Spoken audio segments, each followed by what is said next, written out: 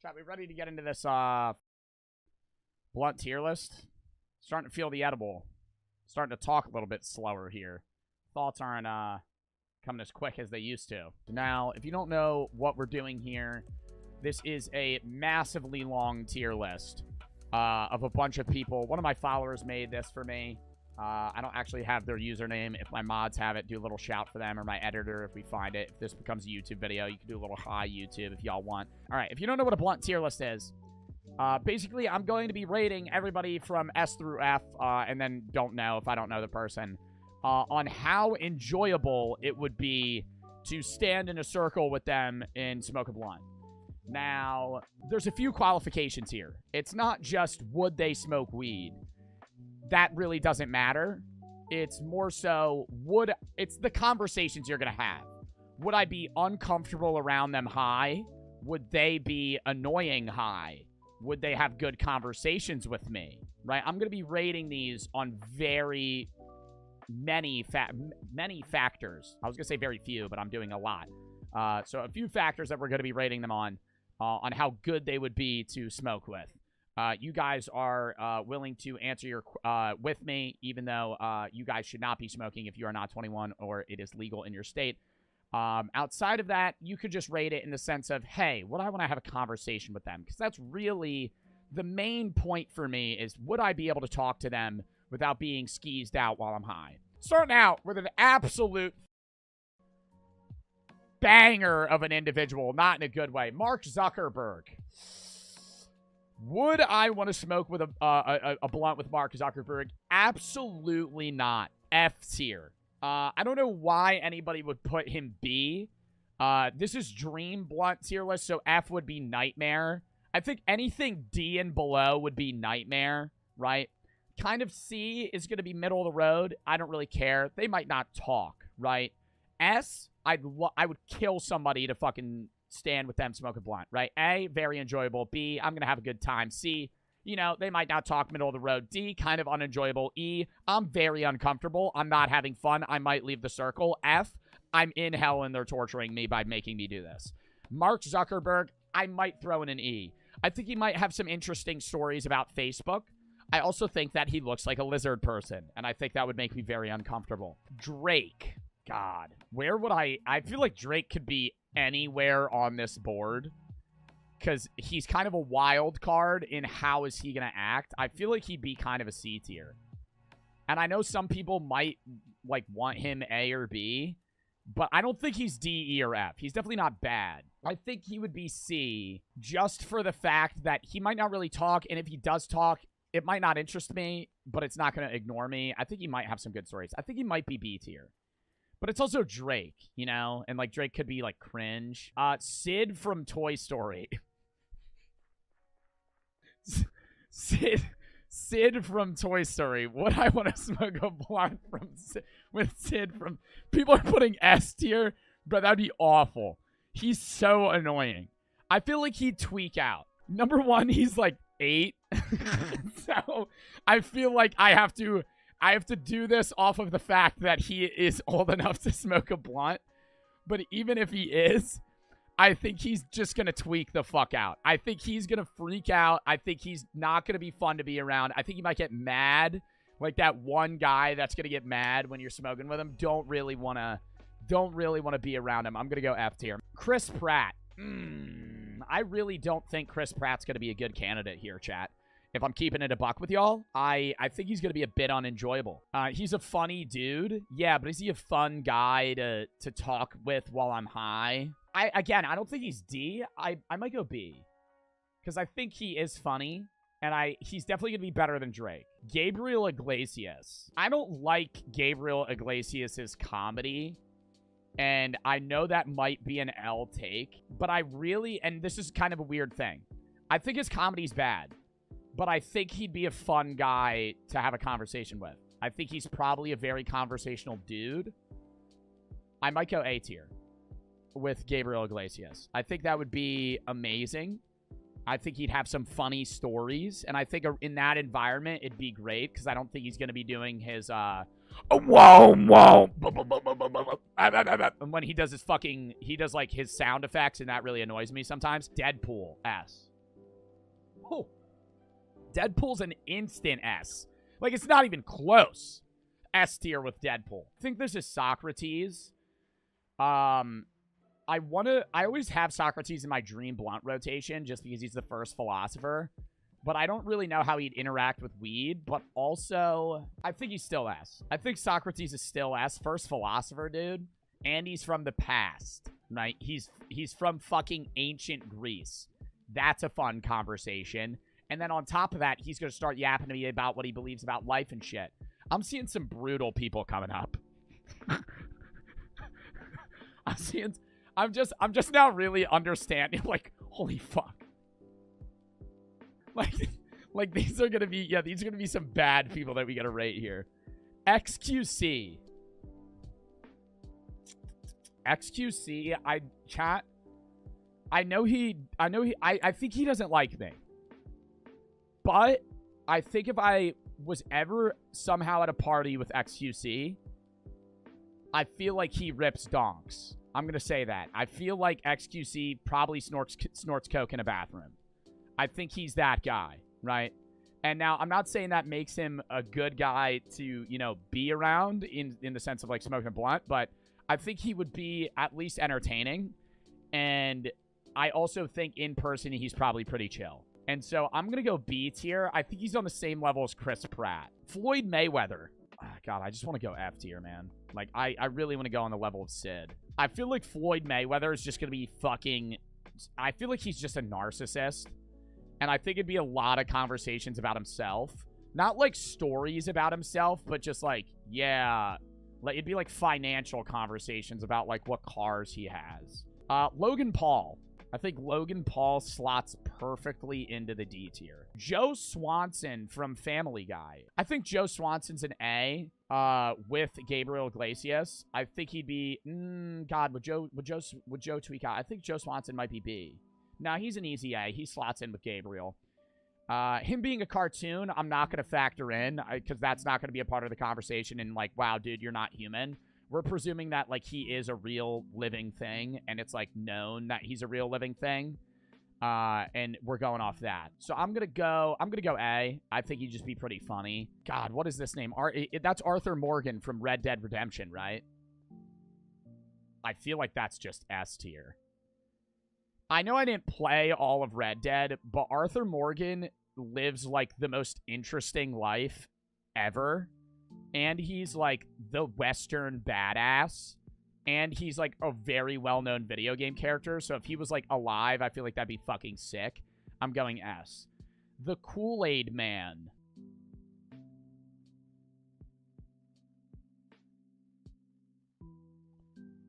He's gonna lip the blunt. And it's going to taste like Kool-Aid, and it's going to be wet. And I don't even know if he would be able to smoke just because he is a Kool-Aid man. And he's just going to be, oh, yeah. That's all it is. Okay, I'll put him with Mark Zuckerberg. Who is this? I don't know who this is. This is the first person that I don't know. The president of Argentina? I don't know who the fuck he is, so I just have to go, don't know. Jonah Hill. Like, perfect D slot. Yeah, perfect D slot here, chat. I don't really think that Jonah Hill's really providing anything for the conversation. I also just think he'd be a little bit stressed out. And I don't think the weed would help. Stephen Hawking.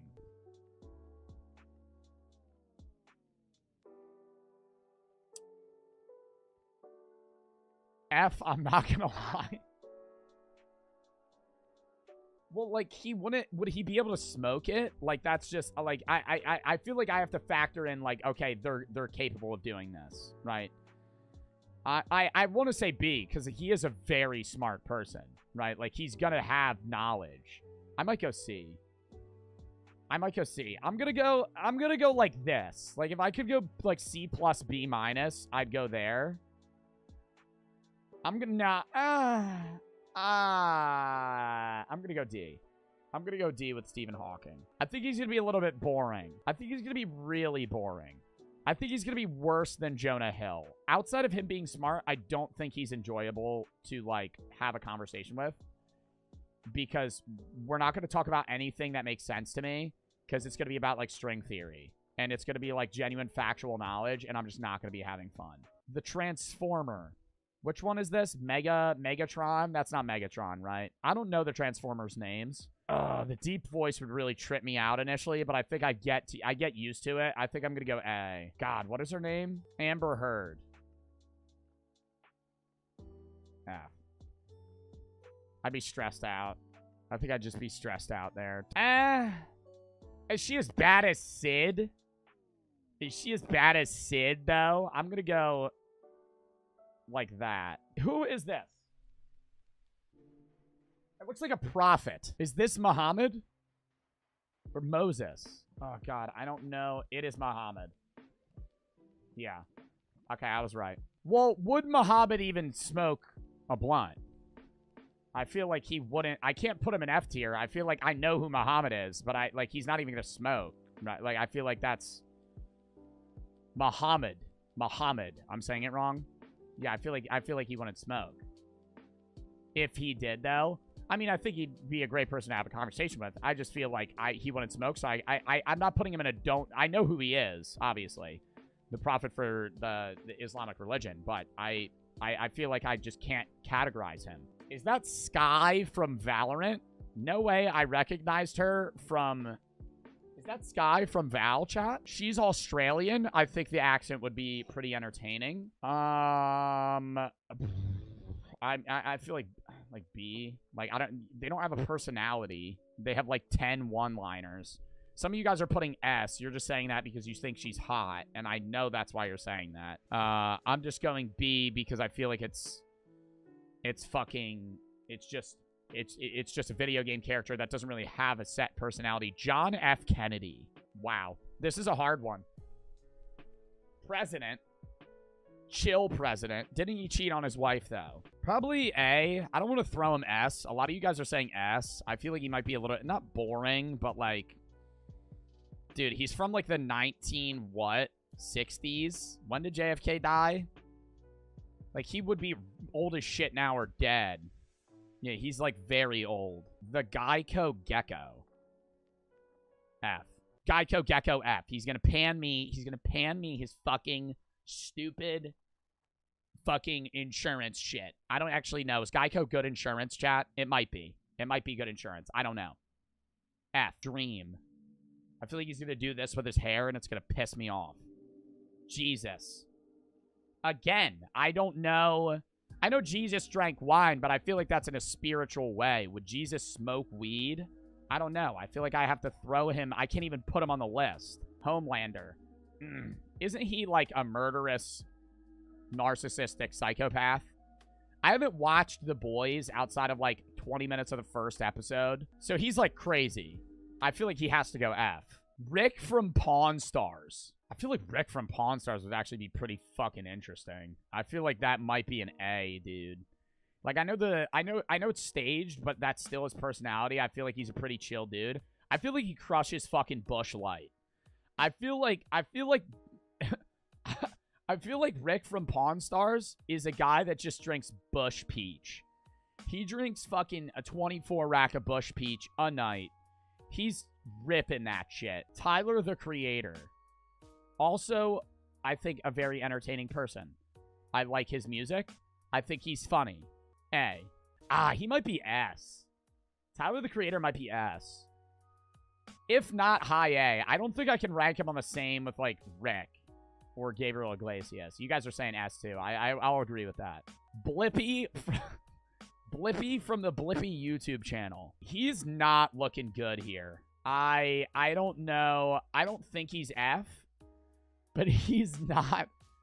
Is he in chat? Okay, I'm gonna give you guys. Is he in character? Is it Blippy the person or Blippy the character? Yeah, I feel like it's a more interesting hypothetical if it's Blippy in character. I think if it's Blippy in character, I'm actually gonna go C tier. And I know this is a crazy take, and people just looking at this be like without audio might be like, dude, fucking Blippy C tier. Dude, in character, that would be hilarious. Imagine Blippi acting like a childhood YouTuber, smoking a blunt, just, oh, it smells like a skunk. Do you know what a skunk is? And I'd be rolling. That would be the funniest shit ever. I think after a while it'd piss me off, but then I could be like, dude, fuck off. And then he'd leave, right? Abraham Lincoln. Old. Yeah. Abolished slavery, right? Got assassinated. On paper, goated president. I don't know everything about Abe, but in my history classes. But I feel like still, I don't... Oh, but he's 7 feet tall. Dude, and he's like the president during the fucking Civil War. Interesting convos. S tier. Adolf Hitler. Now, I feel like you can't even... There's no world where he's not an F tier. Right? I know some people are be like, oh, it'd be an interesting conversation. Yeah, but he's also fucking Adolf Hitler. Like, I'm not gonna want to sit around and talk to him. Right? Like, that's an F. Outside of me, like, genuinely having questions of being like, what's wrong with you? Right? Like, why did we start the Holocaust? Right? Like, what's that about? Yeah, no, F tier. Andrew Tate. I feel like in a conversation not about, like, women, he would be bearable. Right? But anything else, he's gonna be just kind of a dickhead. I might go C. I might go top C. Better than Jonah Hill. But he really does piss me off. Like, sometimes. Arnold Schwartz. Arnold, I would say, gotta be an S, dude. No, not an S. I'd go high A. I'm assuming we're going Arnold in his prime. I don't know about Arnold now. I think I'd rather talk to Arnold in his prime. Actually, I don't know. Maybe Arnold now. Either way, I think he's an A. It's just whether or not it's A, top A, bottom A. I think I'll put him top A because I think he's just a goat. EDP 445 F for apparent reasons. This woman from... The woman who started the I'm almost showing my tits trend on Twitch. What is her name? Morgue Pie. I don't know her. I have to kind of go don't know. Ben Shapiro. I think this would be brutal. I think Ben Shapiro might be near... I think Ben Shapiro might be bottom of E. I think he'd be able to provide some foundational talks, but I think he's going to be like, well, actually, did you know that? And it's going to be like, dude, like when I get hit with the, well, actually, I'm going to get mad. The Clash of Clans Barbarian. Do they speak? I feel like they don't. I feel like they only rah, you know? I think it'd be like a lack of communication. It'd be like maybe smoking a blunt with somebody that doesn't speak the same language as you, so you're just going to kind of absorb the environment. So I think I have to throw Clash of Clans Barbarian 3. The bee from the Bee movie, bro. I just don't like the Bee movie, and it would annoy the hell out of me, bro. Like, think of him as a person. Just the most bland, annoying guy. Barry B. Benson. The rat that sings that... Oh, my God. Biggie Cheese. How could I ever forget his name? I have him on my overlays. Biggie Cheese is an ass. Especially if he does his Mr. Bombastic performance for me. If he goes, Mr. Bombastic, I'd fucking throw him an S immediately. Brian Griffin. I feel like it'd be sick to fucking smoke with Brian Griffin. Blunt rotation, I don't think you would hog it. I think you'd be pretty reasonable. I think you'd have a decent conversation. And I'd also be like, dude, you're a fucking dog. You're a car. Wait, no, but I'm not. I'm not allowed to do that because I said in the other ones, I'm going to just assume that it's normal, that it's the Kool-Aid Man. So it's just Brian Griffin base personality. I think I'm going B. I don't think Brian Griffin is S. I think he's high B. I think he's below Rick from Pawn Stars. Butters for the South Park series, or from the South Park series. No, he'd freak out. Ooh, no. Butters is my favorite character from South Park, so I went S. But he is also, like, really wimpy. And I have to go E. Yeah, he would freak out. E. Oh, no, D. Chum Lee from Pawn Stars. Also A. I feel like those boys are just back-to-back. I think they're interchangeable. I'm not really preferring one more than the other. Ryan Gosling. Beautiful man. Where do I throw Ryan Gosling in this list? S tier? Chat, I don't know about an S tier ranking here. I don't think Ryan Gosling is really going to bring that much to the table outside of his looks and possible. No, he would have some good jokes. He was also Ken from Barbie. Good job. Good job on that. Ryan Gosling did very well in that movie. I think I have to go A. I think I have to go high B. Now with Brian Griffin. Brian Griffin. Queso. I think Queso would be really chill. I think Queso's probably at least a high A, maybe an S. I feel like he's a funny guy. Funny guy, nice to be around. I think he's a pretty good. I bet he would be a good friend. You know, somebody chill to hang around. Feel like blunt rotation. You know, he might one pull drag the whole thing, but I'm gonna go here. Sneeko. I feel like Sneeko would be kind of like the copycat Andrew Tate. I think I have to throw him bottom E. I don't know about F. I think bottom E. Is that the... I recognize those hairy forearms, brother. Is that the fucking guy from Plants vs. Zombies? The dude that doesn't, like, really speak anything but gibberish? Yeah, Crazy Dave. I think Crazy Dave might scare me. I think Crazy Dave might be an F, but I think if I was presented the opportunity, I think I would partake rather than just be like, no, I'll pass. I feel like F is going to be like dream, or like the S is dream. F is like nightmare, or I'm just going to say no, right? Whereas these guys, I might be like, all right, hand me it. And I think Crazy Dave, I might be like, yeah, and then it would be like a bad decision. The fucking foot fetish guy from iCarly. Fuck, what is his name? Oh my god. Dan Schneider. I think there needs to be another foot shot here. Yeah, I think if we added somebody rubbing their feet in peanut butter in this scene, it would really add to the comedic effect. Where are we throwing Dan Schneider, chat? E or F? I feel like I have to either go bottom E or like mid F. Fucking, Dan Schneider, dude. I'd be like, yo, what's up with the feet scenes in the fucking shows? F. Yeah. Gumball from The Amazing World of Gumball. Low E. I feel like I never really got into that show, and I know it's a good show. I know a lot of people are going to put S, and this is probably going to be the one take that people are really going to get annoyed about. It's nothing against the show. It's more so like, what is Gumball going to bring to the table? Chat, like, what? Gumball's S tier. Yeah, but I'm saying you think the show's S tier. Like, you're going to smoke with Gumball? You're going to fucking sit there and talk to fucking Gumball? No, it wouldn't be chill vibes. Deku. Oh, fuck no. Deku from MHA would fucking smoke, start crying, and then fucking give me a motivational speech about how he has to be the best or he'll let down All Might. I shouldn't be doing this. I need to get back to my training. Still be kind of funny, though. Oh, my God, and he could show me his powers? Okay, now that's the one thing that would be sick. D. I would get over that because I know he wouldn't kill me like Homelander, but he'd also be able to be like, dude, look. And then he'd fucking throw a baseball across the earth and fucking catch it on the other side. And I'd be like, that's fucking sick. DJ Khaled, I want to just go... See...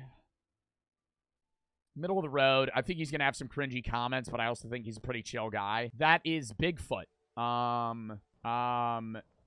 Bigfoot? Just to see him, I feel like I have to at least throw him in B. Like, it would at least be a decent time. Donald Trump? Smoking weed with an old guy, and he's a politician. He's going to be like, let's talk about taxes. I can't do a Donald Trump impression. I think I'm going to throw D. D Trump. Maybe C, middle of the road. I think the conversations would be pretty fine, but he's also kind of an asshole.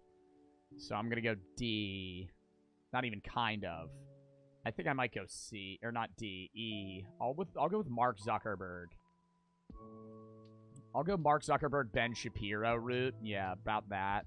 The map from Dora. The map from Dora. What I don't even remember what the map from Dora is like. I feel like that would be probably fucking very unenjoyable alongside Dora. She hits that shit. Do you know where I am? I don't know where I am. Where am I? You're in hell! Fucking some shit like that. I feel like the map would be more chill. I think I'm gonna go E with the map. I think Dora is fucking F. Is that Vlad the Impaler? Or not Vlad. That's not Vlad the Impaler. Vlad the Terrible. No, Ivan the Terrible. There's Vlad the Impaler. That's Ivan the Terrible, right? F. He fucking kills his kids and shit. Oh, Joe the Tiger King. I think Squidward's probably going to be a fucking F. Actually, Andy's naked, which would bother me. Squidward's a bit weird, because with Squidward, like, yeah, you can relate to him more as you age, but he's also just a complainer. F. Fucking Squidward sucks. Ninja.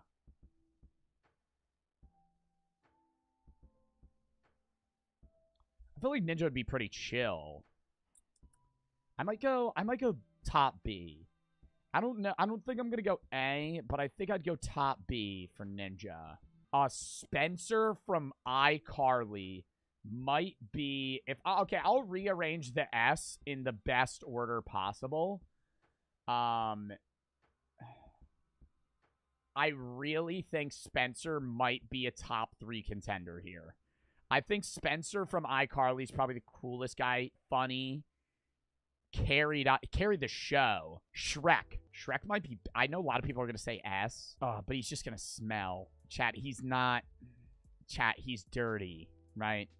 Like, you got to keep that in mind. Not just... Like, he is Shrek through and through, right? Like a stinky ogre, right? Why would he... Yeah, he would reek. I feel like his personality offsets that, but not enough, and I have to go C. No, I go bottom B. The Rock. Oh, God, just like rise and grind mentality shit. His voice would intimidate me. I feel like at any moment he might kill me. I don't think he's a murderer, but I think he's like, I don't know. He might give me a bad time. I think The Rock might be like mid C though. I think he'd be around Drake. Maybe a little bit higher. Annoying Orange is just instant F. If there's anything actually, like, in its own tier, I would instantaneously kill it. What is their actual name? I only see people making fun of her, calling her Gorlock the Destroyer. I don't know where, I would put her. I feel like F. I feel like not as bad of an F in the sense of... God, could it be where the map is? I feel like Gorlock might be E. Yeah, she is pretty chill. Could I throw D? I think I'm going to go bottom E. Jack Doherty. Solid F. That's not even... Yeah. Could I have Jack Doherty at an E? Oh my God. If he just gets into like some yap sesh about fucking content or like money and like bragging, I'd instantly just be so annoyed. And out of fear that it'd be F. Coyote Peterson, fucking S tier. Coyote Peterson's gonna have some crazy ass fucking stories for me about what shit stung him. Coyote's an instant S. Bart Simpson, I feel like, is a fucking A. I think Bart Simpson's going to be pretty... God, he might be a little nasally, a little annoying. I think I'm going to go B. I think I'll go top B with Bart Simpson. Who is this? I don't know. I'm going to throw him in the I don't know list. Eric Cartman. God, chat, where are you throwing Eric Cartman? Eric Cartman would be funny, but also they would be annoying you because his personality is annoying the people he's around. But I think Eric Cartman might just be an A. A high A. Psychowitz from Victorious is also an S. I think he is around Arthur Morgan. I think he's very vibey. I think he is a guy that takes hallucinogens. I think he's going to have some cool conversations. He's going to bring some fire snacks, right? He's going to fucking just be there for a sesh. Is that Grunkle Stan from Gravity Falls? Where's Grunkle Stan going? Kind of old, kind of mean, but I still think just legacy A. But, nah, I gotta go B, dude. Grunkle Stan would kind of be a killer. Like a vibe killer. Oh, that's Stanford? Stanford, I might go. I'll go high B. Stanford, I'm gonna go, like, mid-high B. Freddy Fazbear. Freddy Fazbear. Where am I gonna throw Freddy Faz? Am I going by movie Freddy Faz to kind of give him a little personality more so than the video game? Is he killing me? Is he... Chat, does he want to kill me? Yes. I'm going to assume that he's peaceful in this sesh, and then I'm going to go be the security guard that he's going to try and kill. So I think he's going to be giving me the side eye he's giving in this exact photo, and then he's going to murder me. So I'm going to go F. I don't know who that is. Who... Oh my god, what is his name? I know who this is. He died by a stingray. He had the same turtle as Charles Darwin. I always forget his name. I watched him when I was a kid on Animal Planet. Steve Irwin. Irwin, not Irving. Steve Irwin. A. Or S. Low S. But he's going to have some fire stories. Lil Nas. Low. I'm going to go C. Low B. Low mid B. Lil Nas. I feel like he'd be chill in convo. Yeah, I don't think he would be bad. A lot of people are saying F tier. We'll throw him there. Is that Mao Zedong, the late Chinese dictator? I think that Mao Zedong's got to slot himself an S here. I don't think he's going anywhere outside of that. Charles Darwin, founder of evolution, old guy. I think he has some monumental ideas. I think I just got to throw him, like, I think B tier. Gibby? Or is that Guppy? Is that Gibby or Guppy? That looks like Guppy. No, that's Gibby. Gibby S. Gibby S. No, literally no reasoning needed. Gibby instant S. Gibby! And then he'll fucking just be funny, you know? George Washington. Gonna give me nightmares. I think George, just because he's the first president of the United States, I can't throw him F. But the denture's really gonna throw me for a whirl there. And he also had slaves at the time, and I think that he is so far from the past where that's kind of like, you know, like, I think Socrates is different, but he's very old, but, like, yeah, George Washington, I think I gotta throw him E, because he is the first prez, but also dentures, kind of crazy, and would definitely scare me. Glenn Quagmire is going fucking F. He will roofie me again. Not again. Well, he wouldn't roofie me again. I would get roofied again being around him. I think Gordon Ramsay is going to cook up some fire meals in the post-sesh. And I think I'm going to go fucking A tier for Gordon. This is Grunkle Stan. I think Grunkle Stan's just going to go C. I think a little bit lower. I think he's more entertaining as a character, but I think in the actual sesh itself, he would be worse. The kid from Diary of a Wimpy Kid, fuck that. F. I fucking hate that kid. Oh my god. I can't rank him because I don't know him, but I've heard of the show. What is the name of the show? Hank Hill, yeah. And then this is Hank. No, not this. King of the Hill. And then isn't this also Hank from Breaking Bad? Yeah, he tweaked me out. Low E. Harry fucking Potter. Oof. No, too into it. Too into it. F. Harry Potter's an F, bro. I love Harry Potter movies, but he is fucking... Oh, hell no, dude. Yeah, he's gonna be like, oh, did you hear about I'm the Chosen One? I killed Voldemort. I did it. I got rid of him. I was the chosen one. Dr. Doofenshmirtz, F. Hermione, F. Hermione, F. Fucking Harry Potter, F. Like, y'all are saying A. Oh my god, bro. Hermione, F. No. Same fucking thing. Same reasoning. Just like preppy wizards. I don't know who that is. And I feel like you guys are going to be mad I don't know who that is, but I don't know who that is. Albert Einstein, fucking S. Fucking S tier. Ted Nivison. I'm going to go A. I'm going to go top A with Ted. I'm not going to go S. And I love Ted. I know Ted, but I just wouldn't put him in. I wouldn't put him in my dream. I'm sorry. I wouldn't put him in my dream blunt rotation. I wouldn't. I think, oh god, no, I can't do this. I can't do this. I think Schlatt also is A. I think they're back to back. I can't change them. They're not interchangeable. They're the bros. You know? I have to rank them together. Jimmy Kimmel, fucking annoying orange tier list, dude. Ugh. Any late night show, fucking talk show host would just piss me off. Kai Cenat. I think I'm going to throw Kai B. I mean, there's not yet. And Jimmy Fallon. Jimmy Fallon, the other Jimmy. Throw that motherfucker in the annoying orange tier. Kid Cudi.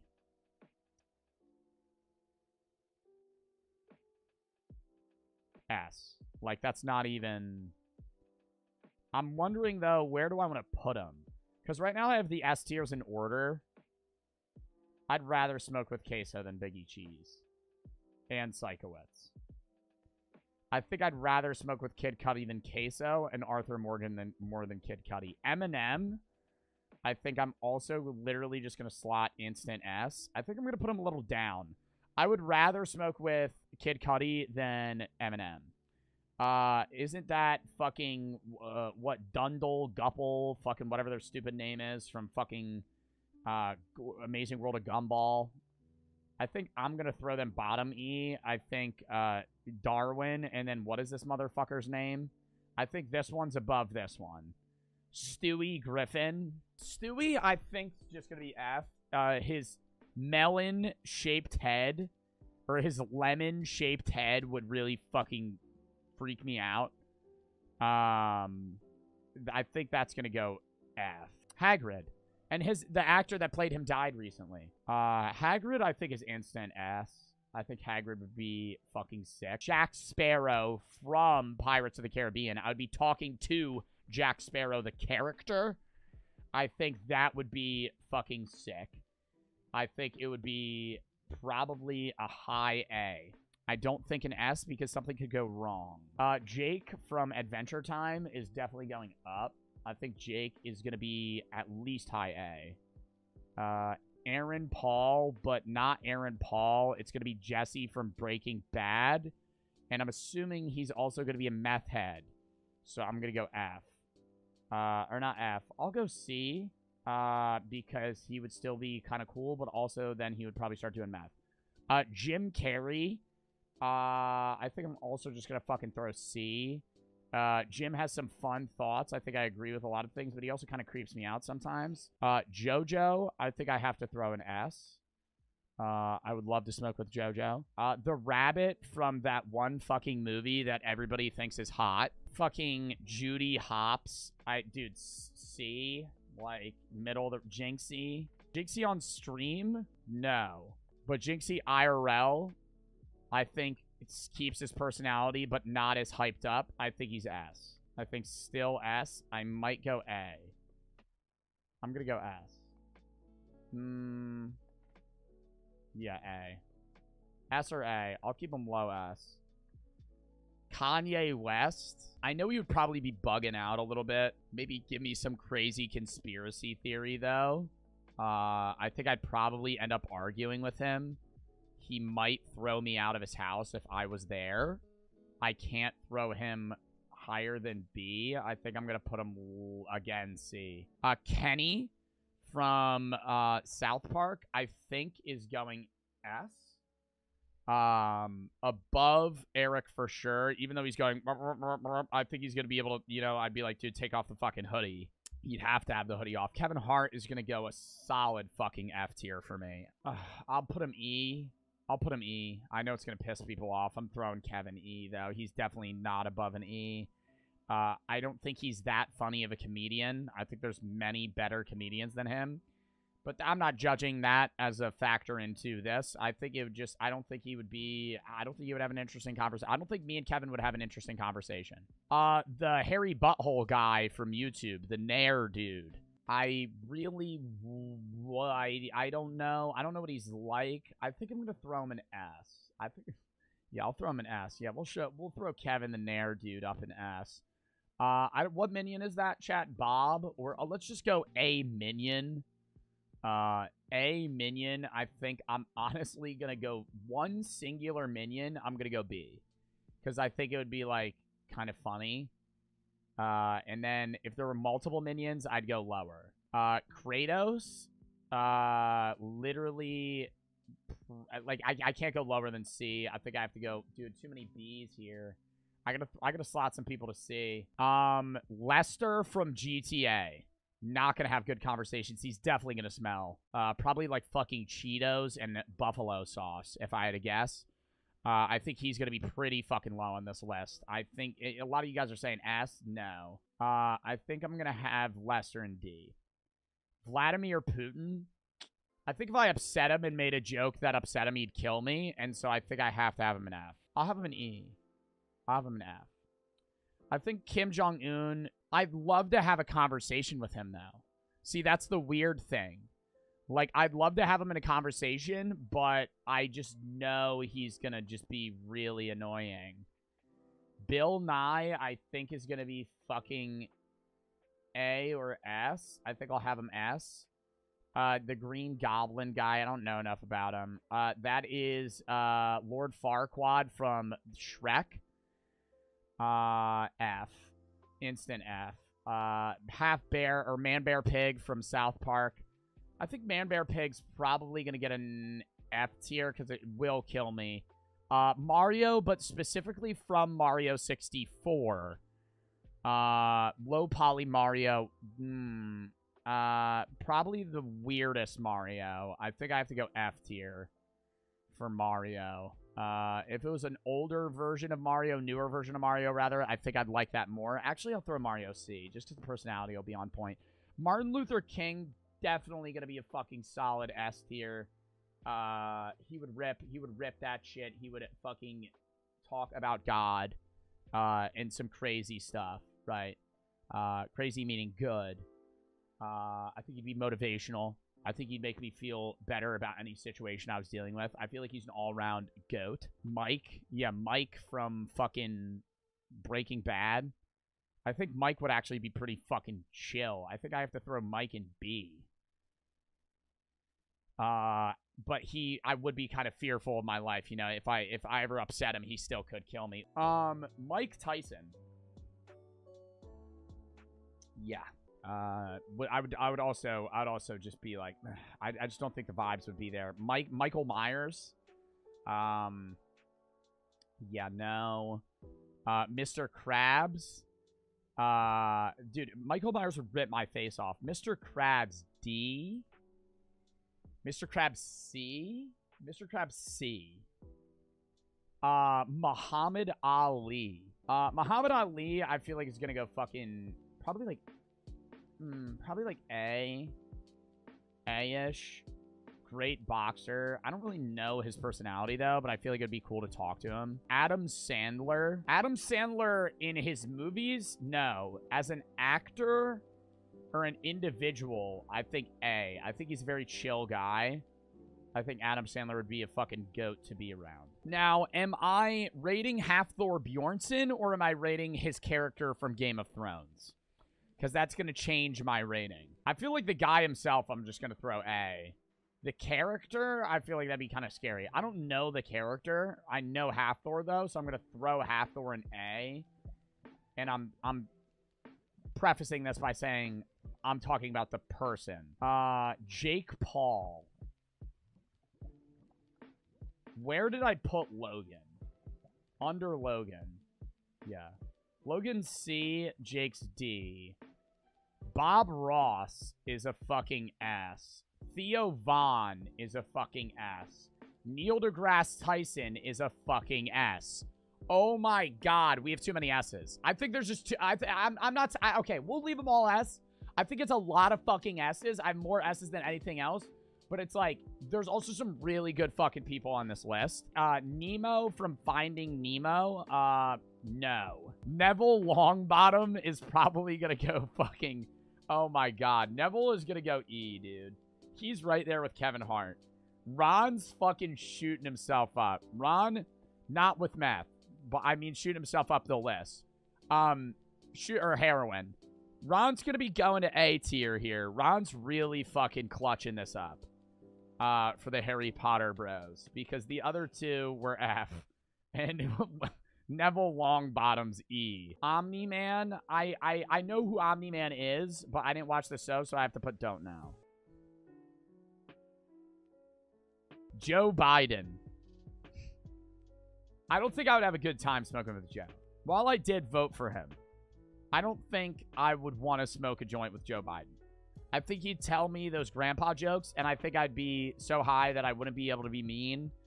And I wouldn't want to be mean to him, but I'd be like, dude, I don't want to hear your story. I'm going to go D for Joe. For Joey Boy's going to get a D. Patrick Starr. C tier, man. Like, he's not... I know he's a chill character, but he's not going to bring anything to the table there. He's fucking dumb. Paul Blart. B tier. Paul Blart, B tier. Paul Blart's just like, you know, an average dude. Middle-class American. Just ripping it. He's also a Segway mall cop. I think that's pretty funny. Peacemaker. Peacemaker would be an S. Peter Griffin is going to be low on this list.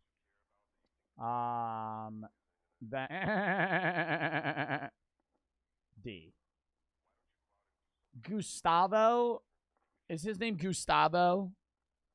Starts with a G. Gus. Gus or Gustavo from Breaking Bad. Scary F. Scary F. Can't have him not in an F. Obama is a fucking S, dude.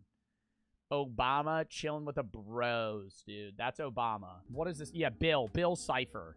Bill Cipher, kind of a insane maniac. Yeah, E or fucking F. Probably F. Oh, hell no. No, Bill, see, now that I have to throw Bill E because this kid is unbearably annoying. The evil doctor from Plants vs. Zombies.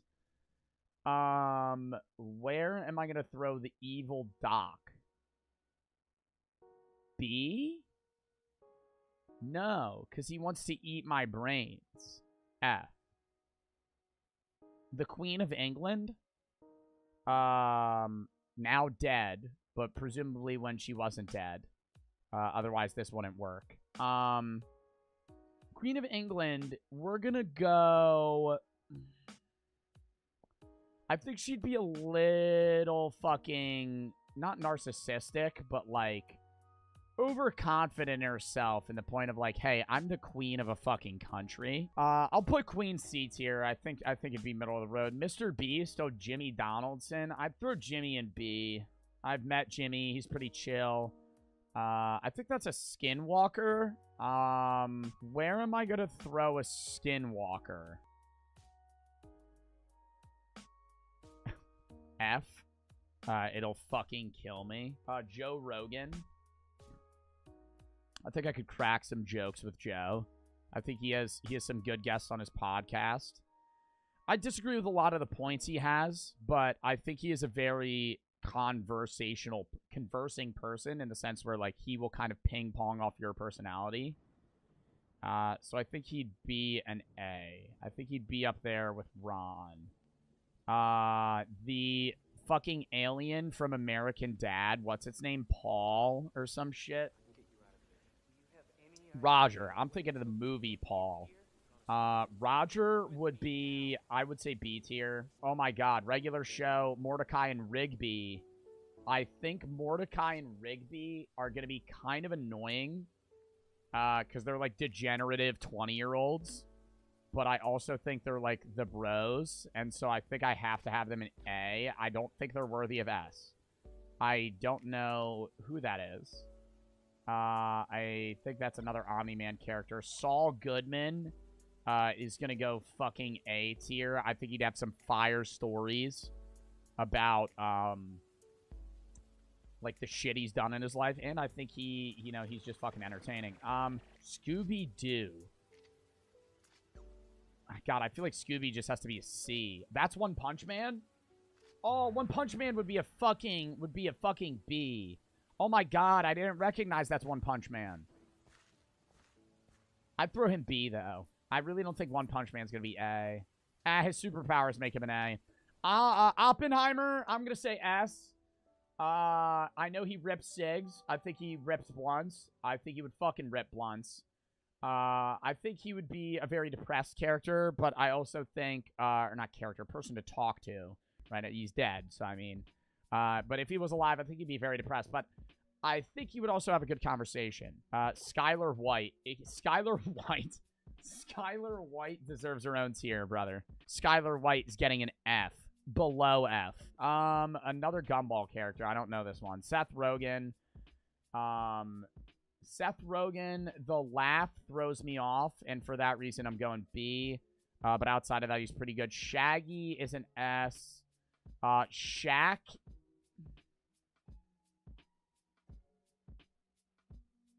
Shaq A. Sid the Sloth is a fucking F. The dude from American Psycho, F. Snoop Dogg, A. Not in my Dream Blunt rotation, chat. I know that might be shocking to some of you, but I really don't think he's going to have as much. I really want people that I'm going to have a conversation with, and I don't really think I'm going to be talking to Snoop that much. Wait, is that not Socrates? Is that Aristotle or Plato? Because this is Socrates.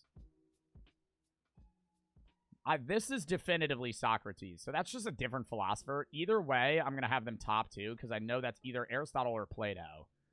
Okay. Seuss is going to be definitely up there. I think Seuss is going to be high A. I don't think he's S. Spider-Man, it depends which Spider-Man, but I think I'm going to throw Spider-Man fucking C tier, bro. Just off the fact that it could vary. I think a Miles Morales Spider-Man's pretty chill. I think a Tom Holland Spider-Man's pretty chill. I think if I'm smoking with Tobey Maguire, I think that's an F. I think if I'm smoking with an Andrew Garfield, that's like a B. I think I'll throw him B. I think the average is there. The Thing from The Thing. He would be kind of like Ditto. And so I think for that, he might be a fucking E. Just because he will kill me, but he's also going to be kind of normal beforehand. Ditto. Zeusy. Fucking S. GTA 5, what's his name? Trevor. F. No, E. Trevor's an E. Tucker Carlson. An E. Travis Scott. Ugh. I feel like he wouldn't talk, bro. I feel like it'd just be D, bro. Velma from Scooby-Doo is an F. Venom, if he's not gonna kill me, and we're kind of like one and the same thing symbiote, like he's a good Venom, I think A.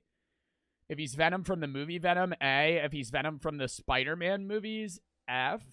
Josh Hutcherson, I don't really think I would care, but if he's Josh Hutcherson from the meme, F. But if it's just this, Josh Hutcherson, C. Walter White from Breaking Bad, we're gonna go A or B. I think A. Joseph Stalin's an F. This specific Charlie and the Chocolate Factory Willy Wonka, I'm gonna go F. I think there's better Willy Wonkas. Oop. Don't want to throw Jimmy Fallon into the Skylar tier. Zeus, the god, kind of a dickhead in some stories, but A. And then I'm not ranking the current religious figures. Chad, I think that's the list. I think that's the fucking list. I think that's a W list. That took us a while, but I think that's fair. Well, chat, I think we're going to call it there.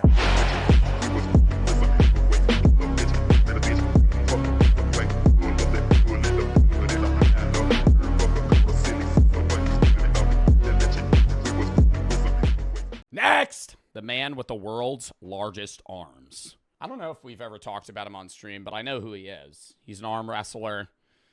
His hands are terrifyingly large. I think he can cover like a soda can with like half of his palm. Is Jeff Dave. Measuring an entire foot wide, he has the world's largest hands. His fingers are so big, a toilet paper roll is tight on his fingers. So it's no surprise. Wow. He's going viral. That's how you hold a dollar bill. Dude.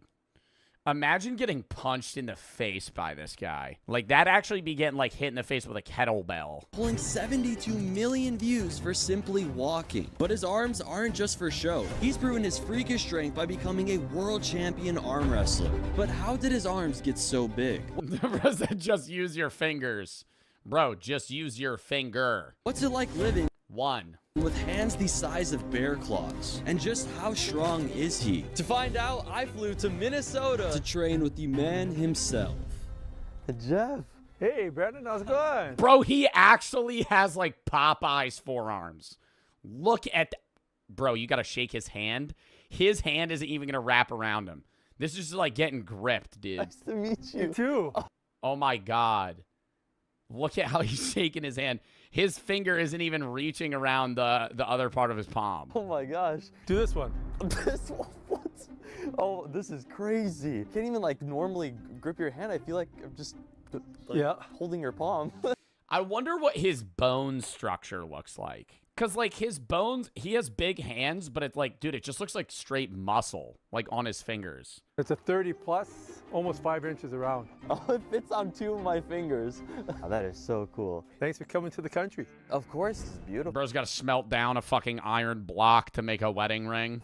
I grew up my whole life on a farm, and when I was 6, I could throw hay bales with the big kids. Whoa, whoa, whoa, whoa, whoa, whoa. Was that when he was 6? Was that when he was 6? Bro. There's no way he's 6 years old in that. Hay bales with the big kids. Get some strength. I'm always doing farm chores. So we're going to do some farming today? Yeah, we can go get some hay bales from the shed over there and bring them over to the barn and do a few other chores around here. So Jeff fired up his tractor to take me through a few tasks that have shaped him into a stronger arm wrestler, starting with loading hay bales. Would this make life harder? What would this make harder? Writing? Him using a pencil or typing on a computer? He can't text. Eating, he can just get a big fork or a big spoon. He can't like, oh, okay, yeah, you guys are saying some, yeah, that's where your guys' minds are going. Somebody said gooning. Yeah, okay, sure, fine. Anyways, outside of that, day-to-day things. Day-to-day, using your phone. Yeah, he would have to get like an iPad as a phone. Like, he literally probably couldn't type on a keyboard because one of his fingers is probably pressing like 3 keys. Wiping his ass? Yeah. Oh my God, this makes life a lot harder. How heavy is this? They usually run around 50, 60 pounds. This feels like 80 or 100. Dude, he probably has to like, yo, when you wipe your ass, you grab like, say this is toilet paper, you're probably like wiping like that. He probably just wraps it around his finger and like has to wipe because he can't like wedge. Oh. 100. You were doing this since you were like 5 or 6 years old, you said? Yes. Oh my. Oh. Not ready? You know, when I've showed If he ever drops something in between a car seat. you to other people, their first question is always, why are his hands like that? How did that happen? I was born this way. I've been tested for gigantism and elephantitis. I don't have that. The only thing I kind of fit is KTS. You know how I got Klippel Trenaunay syndrome, a rare congenital disorder that affects the development of blood vessels, bones, and soft tissues. But it's only his arms. Like, the rest of his body looks normal, right, in comparison to, like, his arms are much larger. His whole, but, like, he's not all big. I don't know what his shoe size is, but. It's called port wine stains. Just different sizes and limbs, I guess. I'll start it up, and if you want to try to drive it. Try my best. Jeff gave me a quick lesson on how to drive the tractor, and then I hoped for the best.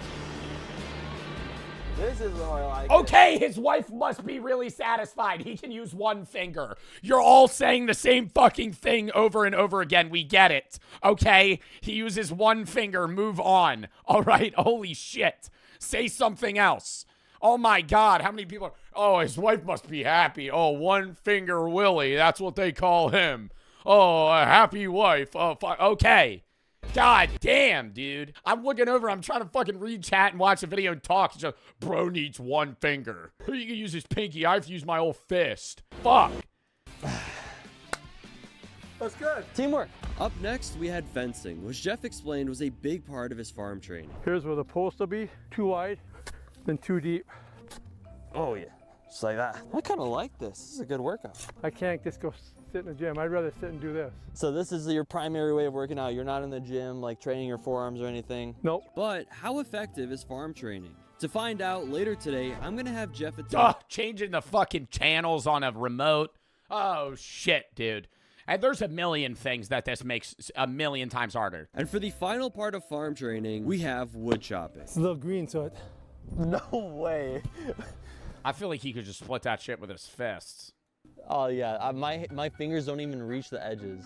Yo, imagine if he got into UFC fighting, though. Imagine he started UFC fighting when he was like 18, 19. Holy shit, dude. The gloves wouldn't fit. Not even that, bro. Gloves wouldn't fit. Yeah, they would get him custom gloves. But he gets custom gloves. That's going to make his hands even bigger. It's like he's wearing boxing gloves, right? So you're UFC fighting. He's boxing, right, in terms of defense. Yeah, maybe slap fighting too. Bro, more. I'm so thinking like if he starts wrestling, he gets his hands on you, it's done. Right? He's grabbing, he could choke you out with his fucking one arm, right? Like you can't get out of that lock. And it's an advantage too, because it's like if his whole body was bigger, he would just go to a higher weight class. But he could probably fight at like a middle heavy and just crush. Wow. You never done it where you hold it out and touch your nose? No. I think that looks pretty easy though. 1 second. Hold on. God, I don't know if this is a good idea. I'm gonna try not to put it in my face. There's no way. This is so heavy. What's the weight of this? I think that one's just an 8-pound. Okay, that's embarrassing. Oh, okay. First try. Well, let me try a bigger one. All right. Pretty good. Does that count? Yep. I could definitely see how Jeff's everyday farm work helped increase his raw strength and ability to dominate in arm wrestling. But what also those hands just fucking wrap around half your forearm. about Jeff's diet? Lunch. I thought you'd have some specific, like, special diet. I have no special diet. I just eat what I like, and I like burgers and meat and potatoes, and I just keep it simple. I'll let you do the honors. It was fascinating to see how everyday items looked in Jeff's hands compared to mine. I want to see you just, like, grab the burger. Oh, my gosh. Cheers. Cheers. So you don't even aim to get, like, a certain amount of protein in? You just eat whatever? I'm what's known more as a grazer. I don't eat a lot at once, but I like to pick here and there. Are you able to, like, hide the whole burger in just one hand? It looks like a slider in your hands. Just for your guys' reference, here's a normal water bottle, 16 ounce. In Jeff's hand. Oh my God. It's pretty much just fully engulfed. Jeff, you have a flip phone? Yeah, he's got a flip phone. He can't fucking type. Yep. You don't even use like a normal iPhone? No, this is just easier for me to text on them. The guys that are coming just sent a message that they're on their way for our little arm wrestling. Oh, we're gonna arm wrestle. Yeah. Want to see something else to school? I'd like that to start your bonfire with. I have never seen a lighter this big before. Dude, I don't even know if I can. Hold on. This is actually difficult for me to use. Jeff, show me how it's done. I don't know. Wait, he literally can't use he has to fucking use it with his index finger. Oh.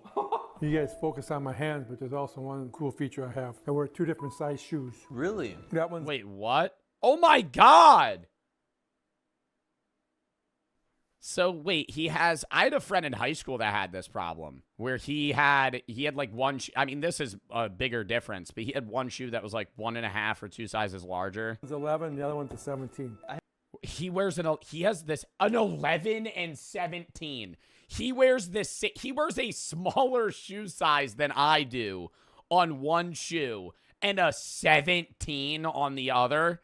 Holy fuck. So he can't go to a store and buy a pair of shoes. I didn't notice that earlier. So do you have to buy like 2 different pairs of shoes and just not use the other one? It's always been that way.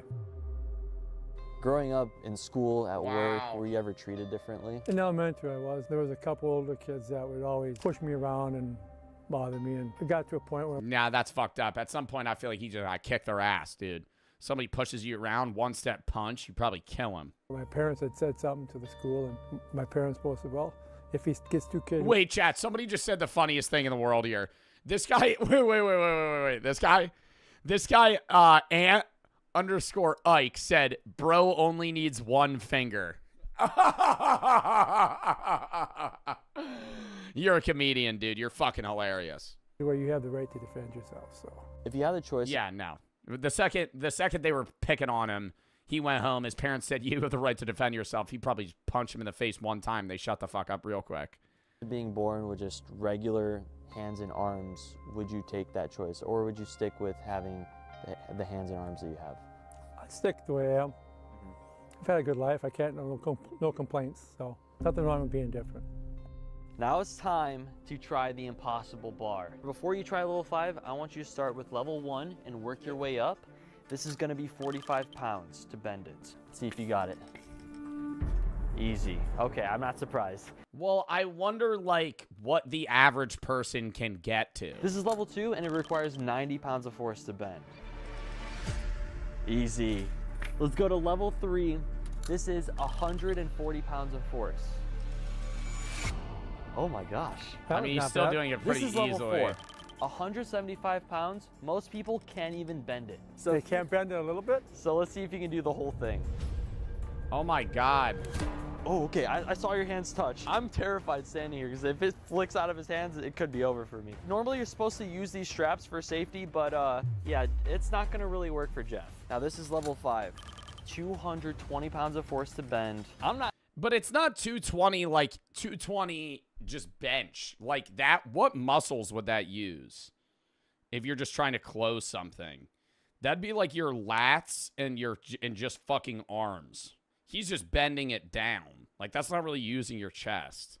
I feel like that's just straight lats. Not getting close to bending. Which isn't even really his hands. This I mean, even some just your arms. A little bit. But if you can bend it and touch it, I'll Yeah, I don't even think I could fractionally bend that. be very impressed. I think he's going to be able to slightly bend it. No way. No way. Oh my gosh. Close. Thanks for the challenge. Now we can move on to the things I work out on to see how it goes for you. Arm wrestling? Arm wrestling. That's one. Let's go. I've been waiting for that all day. Jason, Brandon. Brandon, nice to meet you. Nice to meet you. Pleasure to meet you. Pleasure to meet you, Brandon. After meeting Jeff's training partners, he toured me around his home gym, starting with his custom arm wrestling table. And that's the one I usually do my training on because it's all welded solid. What's this dumbbell right here? It's a 55 pound with a 3-inch grip. There you go. Oh my God, trying to hold that with your fucking arm I'm down. afraid to grab this. Oh, wait. That's so heavy. Oh my God, I can't even hold it the other way because the moment I hold it this way, it's gonna slip. This one here, I do it this way. So I have to work the pronation. Oh, interesting. I don't count reps. I just go till I'm tired. For arm wrestling, if you don't have the condition to get past more than 1 or 2 matches, you're not gonna win. That's really smart because when I've arm wrestled in the past, I would be very fatigued after just 2 matches. Just like this, right? Yep. And if you want, you do all the motion at once, you know. That's a good. Dude, arm wrestling always scares me, though, because I feel like somebody's going to snap their fucking elbow. So I pull more right to me. Oh. Because it's just people literally using all of their force on one, like, joint in their body. Like, dude, if you get, like, diffed, like, or you're both, like, kind of struggling, you could actually just, like, snap either a bone, a muscle, pull a muscle, So it builds this tear one. in the back. Oh, it's so hard to hold on. How big is your hand? I don't know, dude. Who the fuck measures their hand? Here is me holding a can of Planters peanuts. What the fuck? What do you? I don't measure my hands. All right, my arms are feeling good. What's next? We'll go to the table if you think you're warmed up enough. Oh yeah, Jeff, I think I could take you. We'll let you start with these guys and see how it goes. Okay, a little warm up. All right. You good? Oh, warm up. I feel like he's about to get cooked. Good. Oh, his hat went backwards. Yep.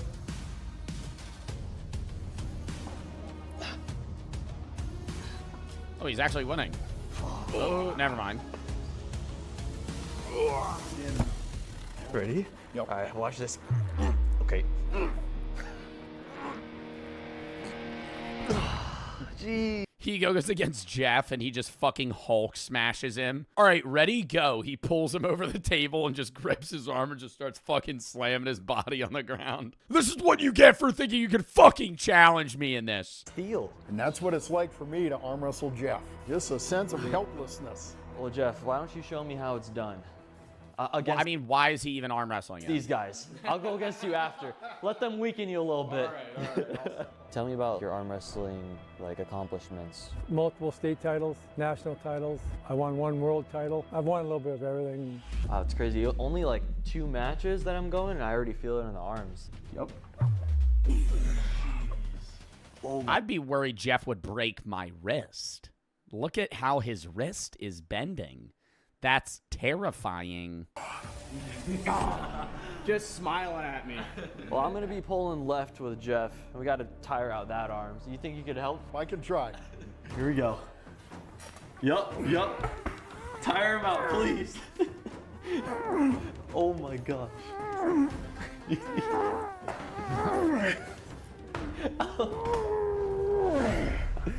Wow. Next. My God, dude, he was fucking laying it all out on the table in the first 4 seconds. Man, this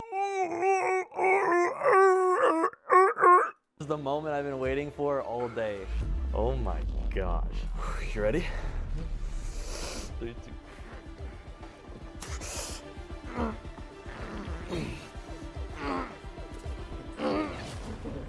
Dude, he can't with 2 arms. My feet aren't even on the ground. Let's just cut it there. I don't want to burn out your arm. Because in the next Damn. video, we'll be challenging the public. They're gonna just bet random people if you beat him, you get $500. I don't think anybody's gonna be able to beat this guy. Like, I don't even think I would try to arm wrestle him. All right, next. That's a good video.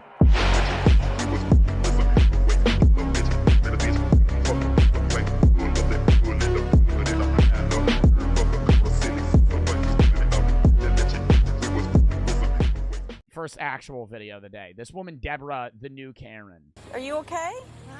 All right. We got a call about your driving, that you were having problems staying in the lane. So, and I thought it was weird that you kind of like put your turn signal on and you took a while to figure out where you're going. And then when you made the left, you made this really wide turn. You okay? You sure? Okay. Why is she not talking? I would just say I shit myself or something like that. I shit myself. I need to get home quick. You have your license, registration, proof of insurance? Whenever I've gotten pulled over like 3 times, and every time they're like, you knew where you were. It's always for speeding. It was twice for speed. I went 5 miles an hour over twice. Actually, one time it was 10. And then one time I rolled over a stop sign. Like, I didn't full stop. I did like a rolling stop, and then he gave me like a warning. But both times he pulled me over, he was like, you know you were speeding, right? I was like, me don't know. One time I actually didn't. I got pulled over for going a 50 and a 45, and I thought it was a fucking 50. The other time I got pulled over for going 55 and a 45, and I knew it was a 45, admittedly. And I told him, I said, I know, I'm sorry, officer. And then he let me off. I was following you because we got a call about your driving. And people were saying, I mean, from the 100-mile marker. You know how bad you have to be driving for somebody on the highway to call the cops on you? You're going to be driving bad. Like, I've seen people that are really bad drivers, and I've never done anything. Like, even in the middle of the night when they're, like, swerving and I probably think they're drunk, I'll just kind of, like, tail them, like, really far behind. You're going to be a really bad driver for somebody to call the cops on you and be like, hey, this person's, like, a fucking shitty driver. We interrupt your regularly scheduled program to inform you that Joe Bartolozzi has just dropped new merch at joebartolozzistore.com. This spring/summer catalog has a whole array of new items, including new tank tops, shorts, new t-shirt designs, hoodies, and more. We also have beanies and rolling trays, but they're not in at the time of me filming this, but they will be available when you see this. If you want to check it out, go to joebartolozzistore.com or hit the link in the description. Thank you, and let's get back to your regularly scheduled program. They were calling about a red. Really? Yes. And so when you pulled in here, you made a very... I'm not going to do that. You're not going to do what? I'm no. not gonna do Put that. your car in park. Put your car in park. No. car in park now. Why? Ma'am, put your car in park. Why? Step out all the way in park. Step out of the car for me.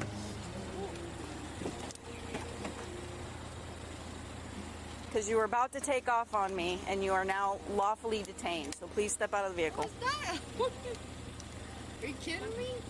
I'm not kidding you. Ma'am, please step out. No. No? No. So either, listen, step out of the car. I'm giving you a lawful order to step out of the car. Then I want to record everything. We're recording too. I will Or record. the old pop socket. Yeah, maybe set up the old pop socket on top of the car so you can watch your YouTube while you eat your cereal. She's resisting taser. No. That's what he said. No, that's fucked, bro. Imagine they just fucking whipped out a taser right there. That'd be awful. That's fine, but you need to step out of the car. Step out, You please. just let me record everything. No, first you step out of the No, car, then I'll you be record anything. She's so clearly drunk. I feel like you can tell when somebody's drunk just based on the way they're talking. Like, all the time. I mean, sometimes people have, like, speech impediments and shit, but when you slur your words like that and you talk real slow, it's like you're clearly under the influence of something. No. Well, you're Really? either... Really? Yes. Really? Yes. So we Really? Really? Really? Hold up, let me find this camera app. Where is it? Fuck. Ma'am, we're gonna detain... Really? Really? Hold up. We've given you several lawful orders for you to step out of the car. You're refusing those orders. And I'm telling Are you, you guys really... I'm gonna call the cops on you guys. Hey, Siri. because I'm conducting a DUI investigation, that's why. DUI? Yes. Seriously? Seriously. We're not joking. Deputies identify the woman as 60-year-old Deborah Odom, who decides now is a good time to share a message to her followers. So here we are. Here we are, guys. I'm on Instagram Live. We're on Facebook Live. What's up? What's up? What's up, cousin Marky? So this cop right over here has told me she's gonna arrest me for drunk driving. I'll see you guys later, though. Deborah Odom out. This is the camera. Have breast cancer. What the fuck does having breast cancer have to do with this? And these people have stopped me. Okay. So, You think that's cool? well, based on the fact that several people called in that they were concerned about your driving and how you almost hit them. I understand. Okay. Yo, do you think she actually just got a treatment for breast cancer? Because that means she pulled up to the breast cancer treatment drunk. I feel like that'd be better than lying about that. I feel like actually going to a breast cancer treatment drunk is better than lying about getting breast cancer treatment. That I could smell alcohol in your breath. Okay? You're swaying while you stand. I'm going to ask if you want to consent to some field sobriety exercises. Of course I would. But, Okay. But, I just lost.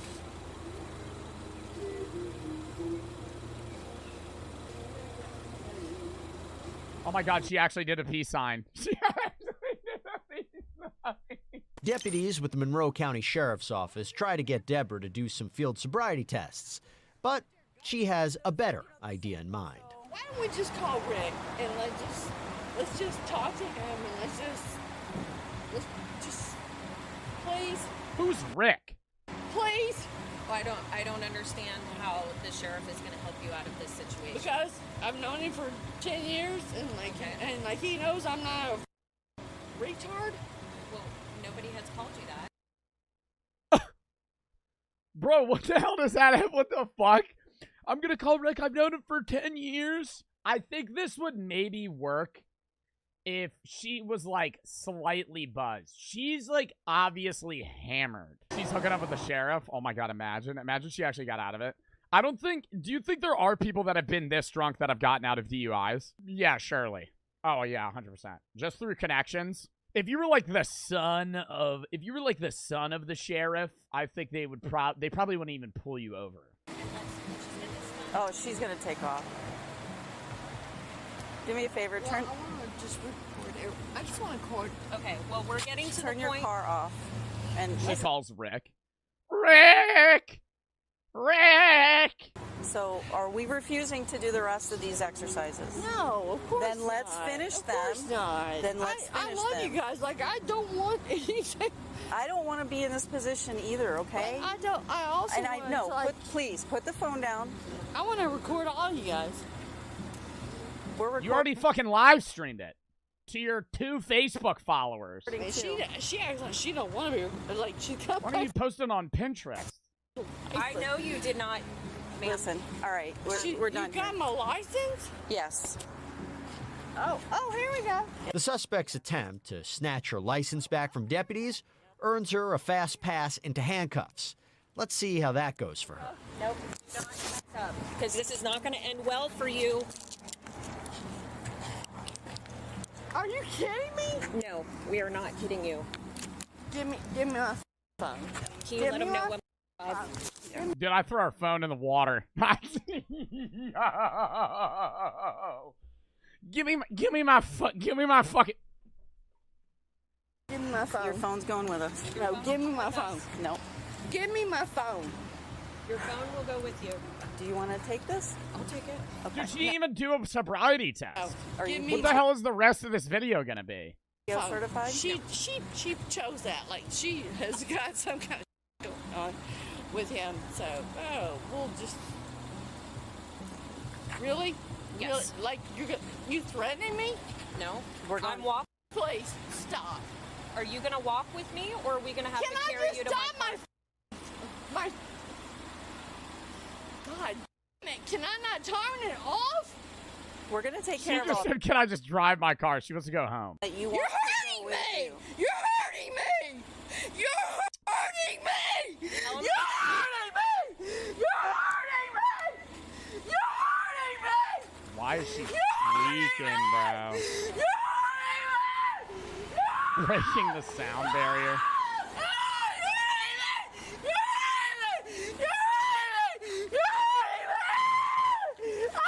Bro, why is she? Why is this like a plan that she's doing where she's trying to act like they're like abusing her or something like that? Because she's just handcuffed. I mean, she could say the handcuffs hurt, but she's just like holding the handcuff.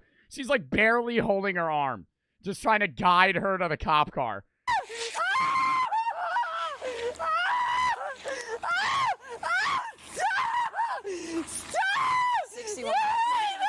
Dude, I would just let go of her and see what she does. I feel like she wouldn't even notice. You just let go of her. She's just standing still, just, "You're hurting me. Dude, lady, we're 6 feet away from you. We're not even next to you." Deputies are able to get Deborah down on the ground while they wait for reinforcements. She's just immediately calm again. I'm allowed 14 minutes, and I'm allowed that I'm allowed to be picked up. What? 14 minutes to get picked up? Statute 15? What the hell did she say? Where's where am I? 13 boy, where am I? Where am I?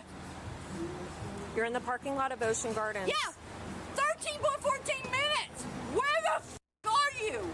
I'm standing right here next to you. Wow, she is... Dude, how do people drive that drunk?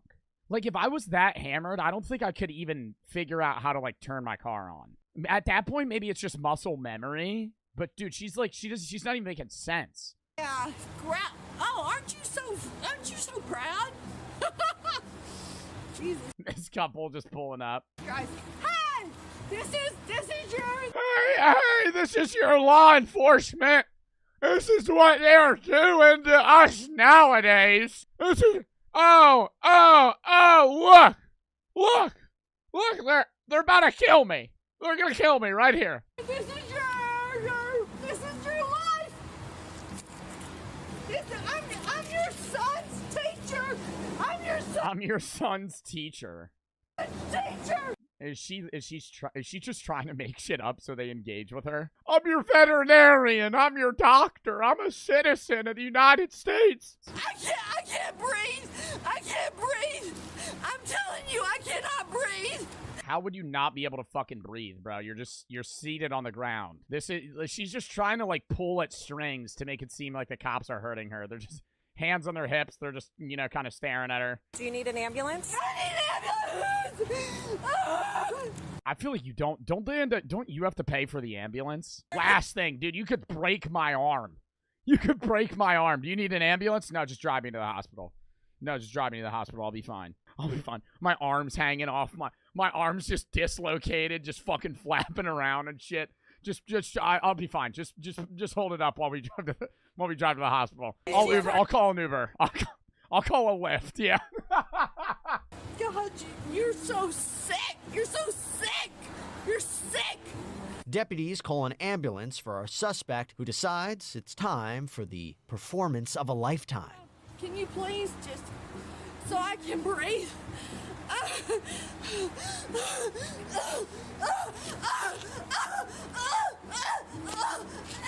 Are you giving birth? Jesus Christ.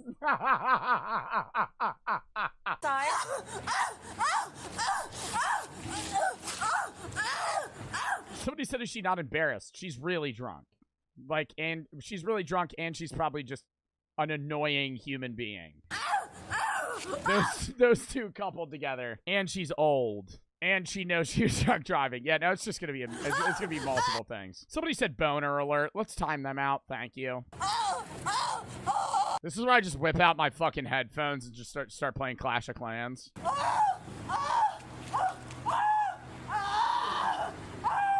Yo, how are they not laughing though? How are they not like this lady's just, they're just making eye contact with each other going. Like, I would start dying because they're probably friends, dude. They're like coworkers. In reality, though, they're probably like, what do we do? That's why they're not laughing, because they don't know. This has probably never happened to them before. Well, actually, they're Florida cops. Now, this is probably like a daily thing. This is like one of 3 that's going to occur today.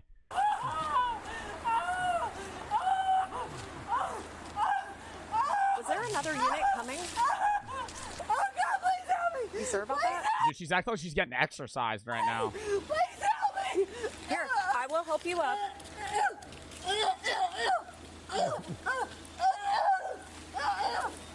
Roll on your side. Roll on your side, Deb.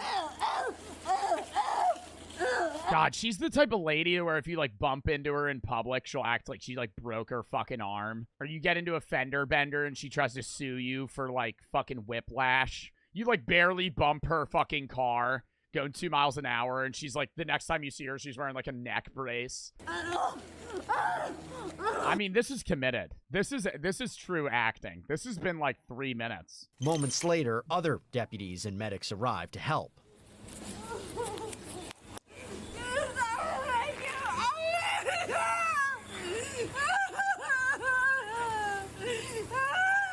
He's smiling. But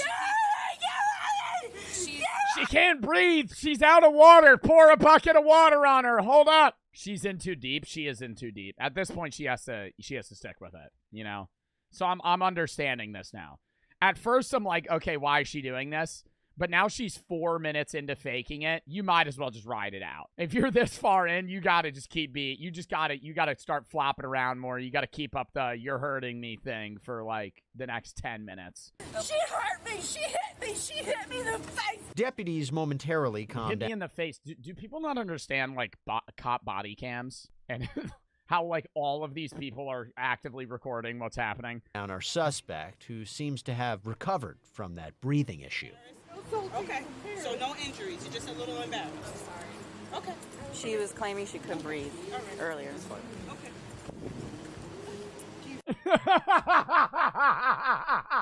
Liar. Fuck you, you fucking liar. That's where I detach the body cam and go beep boop. Look at this. Okay, listen, talk to me. No, she's a liar. Okay, talk to me. You f***ing liar. Okay, talk to me. Now, why don't you go home? Deb. Oh my god, she's such a bitch. Fuck this woman. Holy shit. It's not even like, oh, maybe she said something that was similar, like, oh, like her fucking lungs hurt. She was screaming that she couldn't breathe for 2 minutes. I'm gonna stand you up. All right? Ready? Okay, ready? 1, 2, 3. While deputies load Deborah into a patrol car, other investigators search her vehicle. No top. Imagine she had like crap. Is that wine? Yeah, no top. Or is that vodka? In the back. Did you see? Why do people just, like, what's fun about that? Is she just actively just driving around fucking sipping out of a bottle of wine? Deputies find an open bottle of wine in Deborah's car. But that's not all. Hey, we got more wine here. Oh my God, that's 3 bottles. Investigators find a full bottle of wine and a completely empty bottle in the front seat of our suspect's car. Yes Way Rosé. Yeah, that shit's probably like a $4 bottle of wine. Before all is said and done, deputies uncovered 2 empty bottles of wine, 1 half-full bottle and 1 unopened bottle. When it seems clear, our suspect should have said, okay, do we really need this many cops here? Like, I don't want to be that guy. But, like, there's 6 officers for this one incident. Why do we need backup? Like, this is not a backup scenario. They're bored? Yeah, dude, probably. Apparently I'm choking her. Hey. She's choking me! She's choking me! She's choking me! What is the strategy? Because even if there wasn't the cop body cams, it's not just them two, right? It's not like a he said, she said thing, or like even one other guy. There's like 50 witnesses. Ma'am. Oh, she's doing it again. She's shaking. You slipped me! You know what you slipped me! You know what you did! Slipped me like she got drugged? Yo, that's a strat. You gave me a bunch of drugs while we got in the car. And now you roofied me, and I'm not going to remember this. To risk it. I mean, we can ask her if she's going to I think they're saying if she needs an ambulance because on the off chance that she isn't somehow faking this and she's actually in medical trouble. Debbie. Deborah, can I talk to you real quick? Deputies are able to calm Deborah down again and get her to the station for a breathalyzer test. Hey, you act like I'm some kind of crazy person. Just stop! You act like I'm some kind of crazy person. Like I'm not mentally here. You're choking me! You're choking me! Stop! Let go of me! Let go of me! Please, we're not gonna do this again. Come on. Bro, just throw her in a jail cell and shut the door, dude. Sit. Thank you. Yeah, now they're being forceful, bro. I mean, at this point, though, it's understandable. She is resisting, and she's been resisting for an hour. No! Stop it. If you bite me, you're gonna get another charge, okay? So stop. Relax. Did you catch that? Deborah appears to bite at the deputy. Get off of me! Deb. What if they like? Are you if you're an officer and somebody tries to bite you, are you allowed to punch them? Because my guttural reaction if she tried to bite me would just be wham. If somebody bites you that you don't know, they could give you a fucking disease. Like, you remember that one video we watched where the guy was like, he bit the guy and he made him bleed, and he was like, do you have any STDs, dude? Like, you could have just given me something. You would punch a woman, Joe? My God. See, and then there's always that one chatter, dude. That one chatter. Oh my God. Fucking sniffling in their chair. Just, you want to punch? No, dude. Oh my God. We've had this conversation a million times. I would never punch a woman unless I was genuinely fearful of my life. If a woman ever started swinging on me, I would push them off of me. I would never punch them. But in a scenario where I'm an officer and a woman that could possibly have an STD tries to bite me, my guttural reaction is going to be, get the fuck off of me. Unless she's a bodybuilder. Yeah, unless she's like the world's strongest woman. Then, okay. See, that's at 99% of women, just get off of me, right? But if she's like 6'5", WNBA player, 220 pounds, and can bench like 315, I think it's all on the floor there. I think it's all on the floor there because I might die if I just start eating punches. But I think that's a case-to-case thing. That's unlikely though. I wouldn't get it. Somebody said an MMA fighter. If I knew the woman was an MMA fighter, I'm not fighting them. If they try to punch me, I would run. I would literally run like I'm a Looney Tunes character. I would like Shaggy. My legs would spin in the air and I'd fucking bolt, dude. Before heading to jail, our suspect hurls a few more insults. Can you Please open your mouth for me so I can make sure you Can don't you have please anything. open your mouth and shut the up? I gotta check. But can he check? Can he just look? No, quick. Check her mouth. Okay. Ooh, ooh. She got in it. She got in it. Another loud tantrum.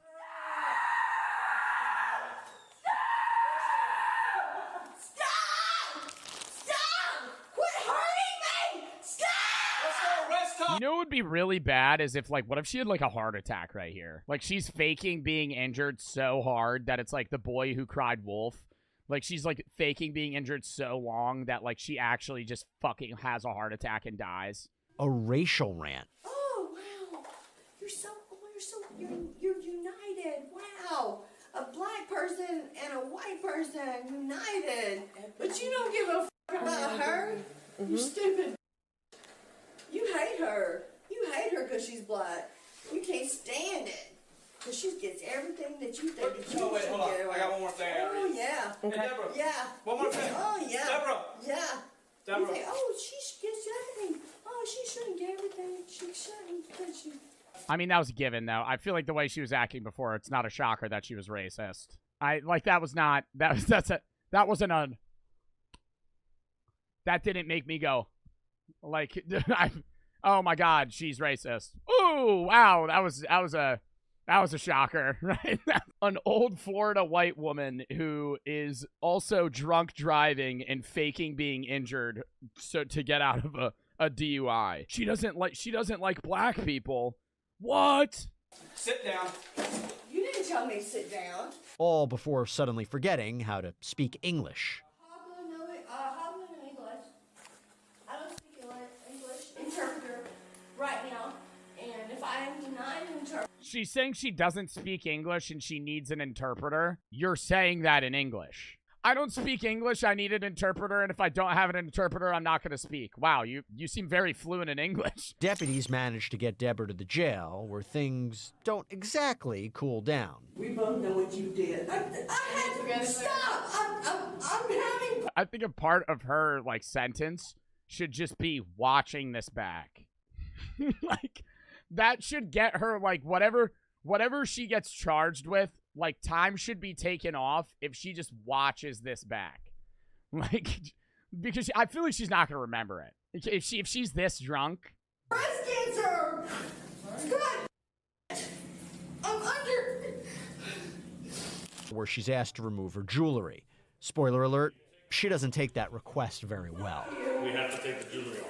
It's not going to happen, Lisa. We don't want... My husband bought me this ring, and no one's going to pry it off of me. You think you're going to get this ring off of me? I'll fucking bite your dick off before you take this ring off me. Stop! Stop hurting me!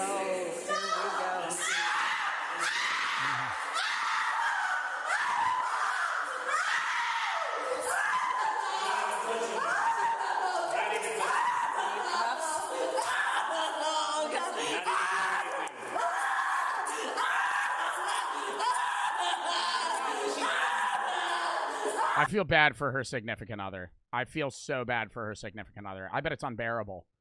I bet it's unbearable being in that relationship. Maybe she's single. You know, you don't know.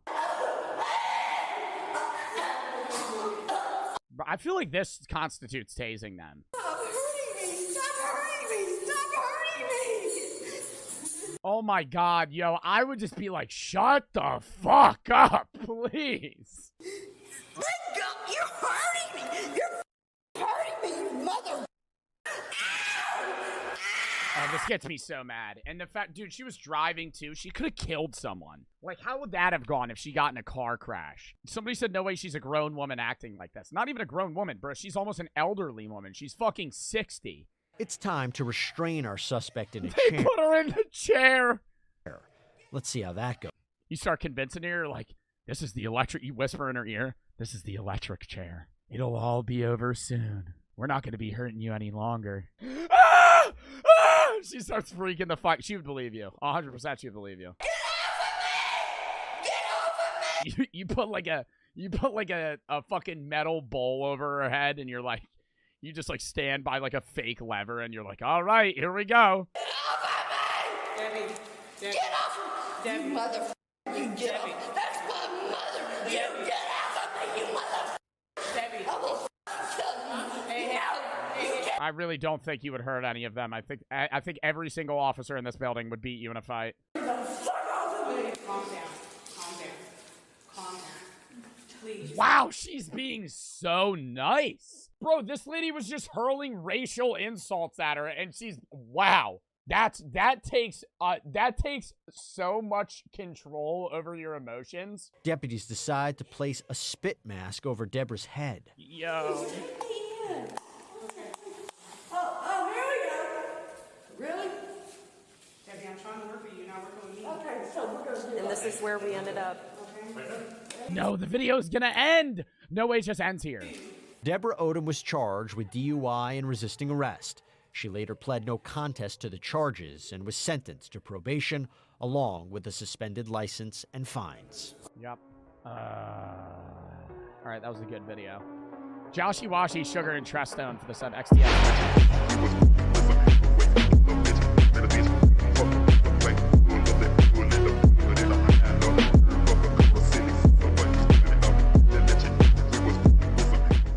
Living inside America's largest mall.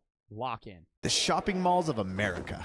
They're filled with stores, restaurants, aquariums, theme parks. Dude, I never go to malls anymore. How many times a year would y'all say you go to a mall? Maybe like 10? I feel like maybe once a month. Maybe less, dude. Maybe like 8. But what about people? See, recently... Yeah, that's every mall parking lot. I know this is just like a car parking lot for like some sort of like storage facility for like Nissans or some shit, or a Kia, whatever car this is. This is actually what mall parking lots look like. Just dead. Claim was made that shopping malls are dying. This news would absolutely devastate childhood me because I spent a weird amount of time in them as a kid. So I'm going into the belly of the beast, the eye of the storm, the heart of consumerism. No, this shit annoys me. I don't even know what mall this is, but I always see the Shell Shock spinner on my TikTok page. Hi, I am Tara. I am the queen shell spinner of the Ninja Turtle right here at the Mall of America. How long have you been riding the Shell Shock? 12 years, ever since the first opening, soft opening day. I get The ride cannot be that good. A Shell Shock ride at a mall, 12 years? get up to 65 spin per cycle. I had done I would vomit, dude. Do you see how fast they're spinning? like 100. Just going. Just fucking spinning in circles. Holy shit. A couple of times. I kept on spinning at the end, which I got told not to do that no more, so. This guy is trying to spin. He's trying. I think he's kind of losing it now. What's your technique? Side to side with your Having the pit vipes on inside is just so badass. body and have one wing up and one wing down for the wind. I've never been on the ride before. Do you mind The wind, it's inside. if I go on the ride with you and experience it for the first time and see you spin?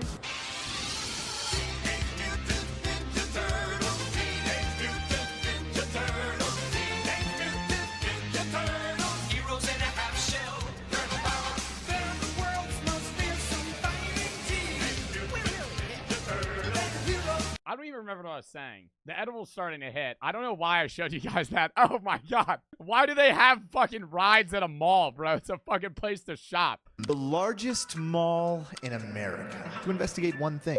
Are malls really dying? Whenever I step through those doors, I can't come back out until my investigation is complete. I went to King of Prussia. I've never been to the American Dream Mall. I've been to King of Prussia once, which is like a 4-story mall. And you could walk around that mall not going in any stores for like 3 hours. It's massive. It's literally like you would walk like 4 miles to just get everywhere. Do they not close? No, the malls do close. But this one's probably open like really early to really late. And fuck, dude, this one might have a hotel in it.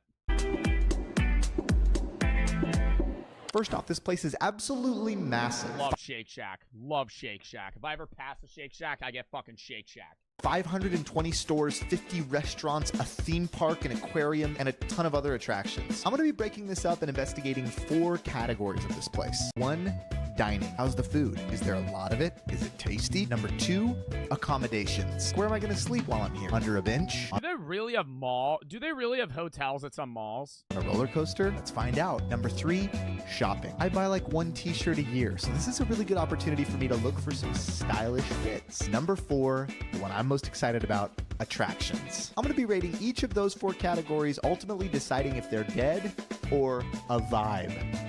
Get it? It's like a live. Too. It's like gold-plated ceilings and pillars, and the planes taking off over there. It's very clean. So far, 10 out of 10 dining experience here at the mall. Yo, this just gave me flashbacks to when I saw a dude just spit on the floor at a mall. Like, the biggest douchebag. Like, I'm telling you, that guy's an asshole. Like, that... I always say you should never judge somebody until you meet them, and that you should know, like you should get to know someone before you actually, like, you should get to know somebody yourself before you make a judgment about them. But, like, I walked past this guy, and he went, and just spit like a green loogie right on the floor, just in the middle of the mall. I was like, bro, we're not outside. Like, we're just... Like, we're in a building. Like, imagine somebody walked into your house and just spit on the floor.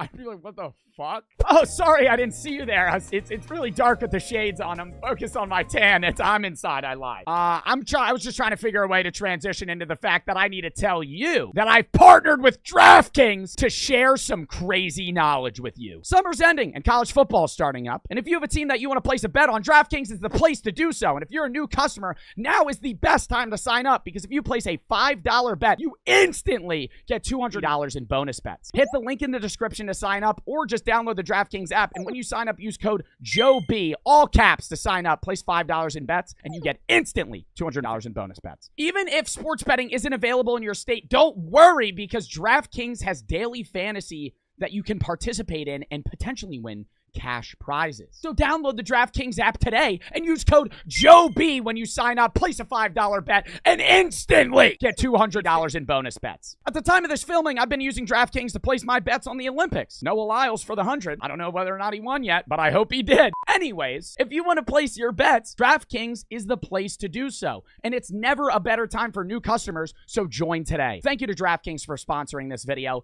and let's get back into it. All of America. Feeling very lively already. Let's dig in. When parents don't control their kids and their kids run in front of me and I almost trip on them. Some dumbass toddler runs in front of me. I'm like, bro, if I was just staring at my phone, I would have kicked you in the teeth. Like, that motherfucker would have passed out. To be honest, this food court is bussin'. Also, every time I go into a mall, I see a kid on a leash. And I'm always like, wow, that's insane. They literally, like, walk their kid on a leash. I've seen one. This is, like, a normal one. There's ones where it's, like, a 30-foot leash, and they can just, like, wander around like they're a dog. You're walking around, like, in a mall, and then you'll see a full-fledged mountain. Full-fledged river. The mall is feeling very alive. New YouTube video idea: drowning in the American Dream Mall, in the American Dream Mall fucking river, dying in the lazy river at the American Dream Mall. The mall is feeling very alive right now. All right, that food has me a little bit sleepy. It's time for me to show you guys what our accommodations are going to be tonight. Mall. Hotel. If you like maps, this is how it works. My accommodations tonight connect directly to the mall. This lobby was also incredibly nice. Can I check in with you? This mall is massive. The biggest in the USA up here. Have you explored the whole mall? I've seen most of it. I've yet to see the 4th floor. I'll look into that later. So it sounds like the 4th floor is like exclusive. Thank you so much. Yeah, you too. Do you guys have anywhere where I can gamble here? Do you guys have anywhere where I could fucking throw bones? Biggest mall in America. Do you want to throw dice in the back for $100 bills? Do you have drugs on hand by chance that I could have? Is there like an underground cockfighting ring here? And I don't mean chickens. Forgot. Is there an underground fighting ring that I could bet on?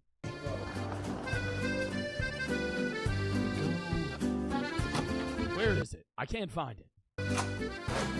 This place is popping. Let there be light. So who wants to see the room? You walk in, you got an exquisite little coffee setup.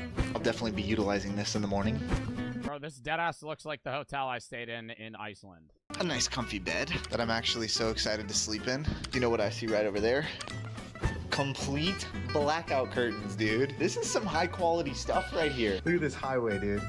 This is awesome. I mean, look at that.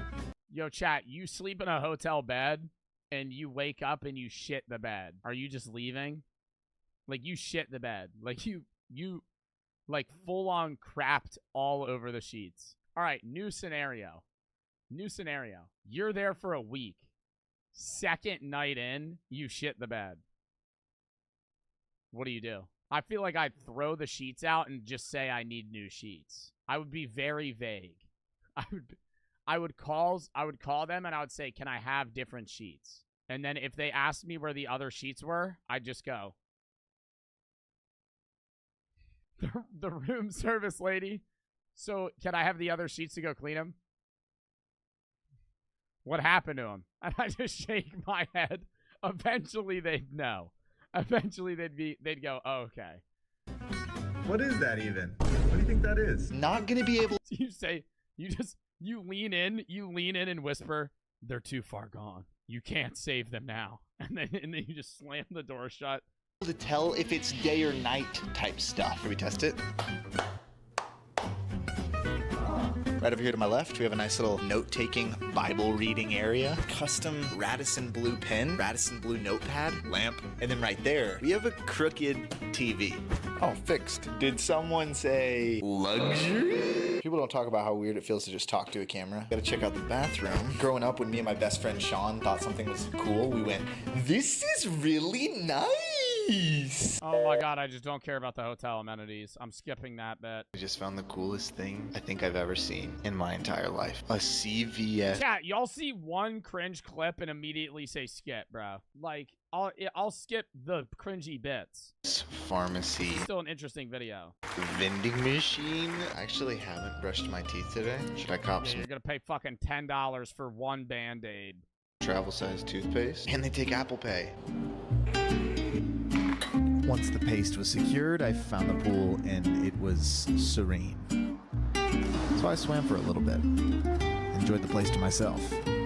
Fun fact, when I was a kid, I used to be You see the guy shaking the CVS machine, and you're like, "Oh, what are you trying to get?" And he turns to you, he's like, "Just leave, just leave." There's Viagra just leaning on the windshield. Or not the windshield, the glass window. He keeps hitting A5 for Viagra, but it just keeps giving him Tylenol PM. How do you think of these things? I don't know. I might have ADHD. And I'm high. These accommodations are 100% alive. We have a huge day ahead of us. Let's go get some breakfast and get going. Yo, I love the smell of hotel hallways. Just like too much cleaning supplies. It's nostalgic. Like a little bit of ammonia smoked into the, soaked into the carpet. My plan was simple. Get a good breakfast and get ready for a big day. But unfortunately, I kept getting distracted along the way. Anybody else obsessed with Legos as a kid? Right off the bat, I'm noticing that there is a massive mall walking community, as you can see. And I'm getting inspired by them. So on my way to breakfast, I'm gonna join the mall walkers. Let's do this. Good morning. Good morning, guys. I love walking in the morning. Morning. Morning. It's all fucking old people, dude. I feel like old people get their exercise in malls because it's air conditioned. Morning. Good morning. Good morning. So many people walking, and we're all just getting our steps in together. Getting the steps in? Yeah, I just didn't want to walk outside in the rain. Yeah, I know. The gym looked kind of boring, too. Yeah, you didn't want to walk in the rain? Yeah, you didn't want to walk in the rain? Oh, you're a fucking pussy. Oh, okay. And then you just speed walk away from him. Oh, yeah, you didn't want to you didn't want to walk in the rain. And then you just zoom right by him. I'm trying to hit as many restaurants as I can, so I'm getting my coffee here. It's not a restaurant. That's a Dunkin' Donuts. And I'm going to get my breakfast somewhere else. The place was just a classic. It was good and it was easy. So it's a Monday morning. I thought the mall would be completely dead, but there's actually a lot of people here just walking. It's like a whole community in itself. So yeah, a bunch of fucking boomers, dude. On my way to breakfast, something I'd been fearing happened. I'd been avoiding mall cops because one of you guys told me that they'll kick me out if they see me recording. Is it up to the third floor? Yes. But that guy was super nice. He just told me where Panera Bread was. I waited for longer. I hate Panera Bread. I've eaten at a Panera Bread like twice, bro. There's nothing I want. It's just like very niche, like, bro, charcuterie-esque food. And it's like $35. I like. Grabbed my food and it was time to eat. Yeah, like that bagel thing was like $30. So far, the dining experience here is... That's egg on a hamburger bun. That's an egg sandwich on a hamburger bun. Our next thing we have to kind of go in and investigate is the shopping. Let's finish this. One more time. That's a smashed hamburger potato roll with eggs without seasoning on it. Vote in the comments down below which one is better. That was a bagel. That's not a bagel. There's no hole in the middle. That's a hamburger bun. That's a hamburger bun. Did you guys know that? What the? Not yet, Tonio. So it sounds like the fourth floor is like exclusive. I'm going to take the next hour to go back into every store that I used to go to as a kid and see if it's still kicking, still breathing, and still alive. But really, the ultimate goal here is to test the shopping category and see if shopping is still a thing, or is Amazon just ruling and reigning? Yo, do they still have Build-A-Bears? I remember thinking that place was so fucking sick. Do they still do that? I feel like I haven't seen a Build-A-Bear. They do? I haven't seen a Build-A-Bear in fucking a decade. Like, since I was a kid. I have not seen a Build-A-Bear. Like 10. Like, it's been a long time. I've never been able to build a Build-A-Bear in my life. Well, go to one. It's, they jam it, and it looks like they're assaulting an animal. They go like this, over like a thing when they're stuffing it. And then you get to record some stupid message to press. And so it began, and what a better place to start than the childhood favorite, GameStop. GameStop fucking sucks now. That's so bad. It's fun to, like, look at the games, but I don't think I've bought anything from GameStop in 5 years. And when I did last time, it wasn't even a game. It was probably like a SwitchCon. Still alive.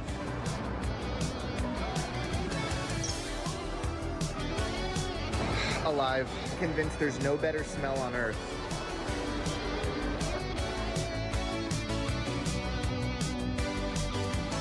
Kind of alive.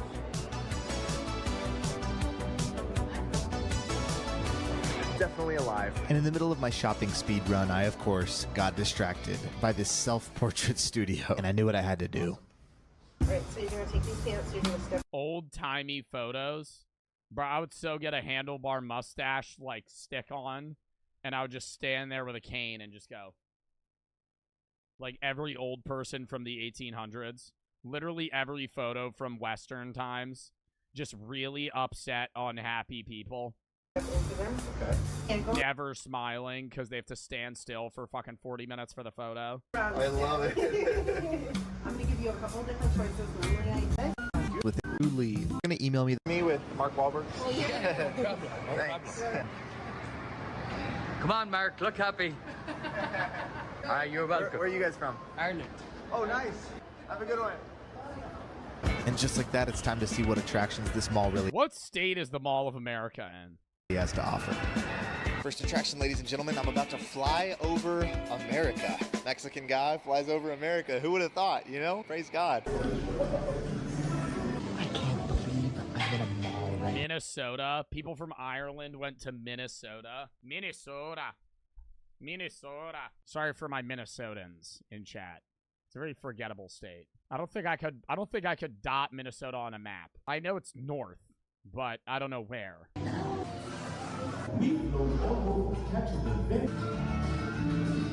This was kind of like going to a movie by yourself, but on steroids. Yo, they have one of these at Disney. It was actually the only fun time I had. Not the only fun time I had. The only really good ride I had at Disney World that I thought wasn't as good as a Six Flags ride that was better than a Six Flag ride is this. Dude, because it's like, and they actually blow wind on you and the chairs move. It actually feels like you're fucking flying through this shit. Okay, that was awesome. I feel invigorated, like I just traveled the world. But traveling the world will make you hungry. There's still a bunch of like attractions that Oh my god. All right, let's go to our next fine dining cuisine. All right, so we have a Burger King here, and I got their famous Whopper. I've never had it before. Let's give it a try. I want to try. You can really taste the sesame seeds. I could tell they put a lot of hard work at this Burger King. including an aquarium and a bunch of these roller So far, the food's been really good here. coasters. I'm wondering what they have next. Music hard cuts. Hard cuts to like a black and white pen to Arby's cowboy hat. I got the Reuben. I should really be a better vlogger. Because that was just a great idea. I'm just too lazy. I'm too lazy to fucking set up my camera and like actually fucking pan and do those things. So I just do like half-ass fucking vlogs. Oh, you're just fine. Thank you. Hey, you need more vlogs? Well, if I go to TwitchCon this year, I'm gonna vlog it. I mean, it would mainly be like a San Diego vlog. Love from Sweden, can you dap up can you dab for all the Swedish fans?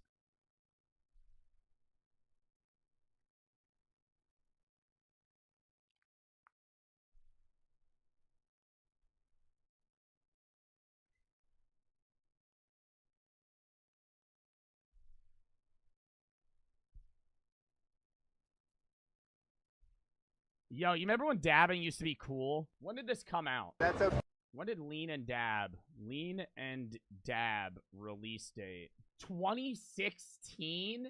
Yo, I swear to God that shit came out in like 2012. This came out in 2016. And I thought this shit was hard.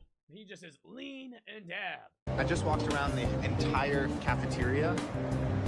Not a single table. Reminded me of high school. But my food is all the way over there. And I'm a little bit stressed that if I go over there and get it, this table's not going to be here.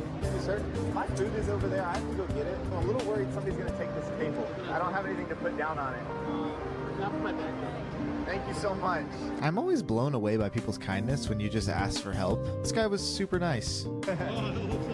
Yeah, what's your name? It's easier to be nice than be an asshole. If somebody asks you to do something simple, saying no is more complicated and actually more energy consuming than just doing it.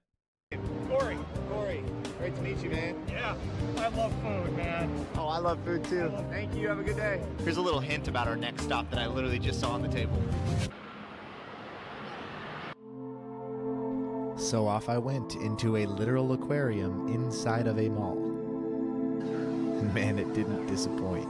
Look at this little guy. I gotta be honest, it's still super hard for me to believe that I'm in a mall right now. Dude, I love this. This is my favorite thing in an aquarium. When you go through this fucking tube. I noticed at the end of the sharks all swim over you. this tunnel there was a big crowd gathered around and they were all watching something. Yeah, the mermaid. That's why they wait there. Got it. So I was pretty He's just drowning in the tank. psyched that I got to see a real life mermaid. This feels like that one scene from SpongeBob. Do you think the mermaids that work at those aquariums pee in the water? I would.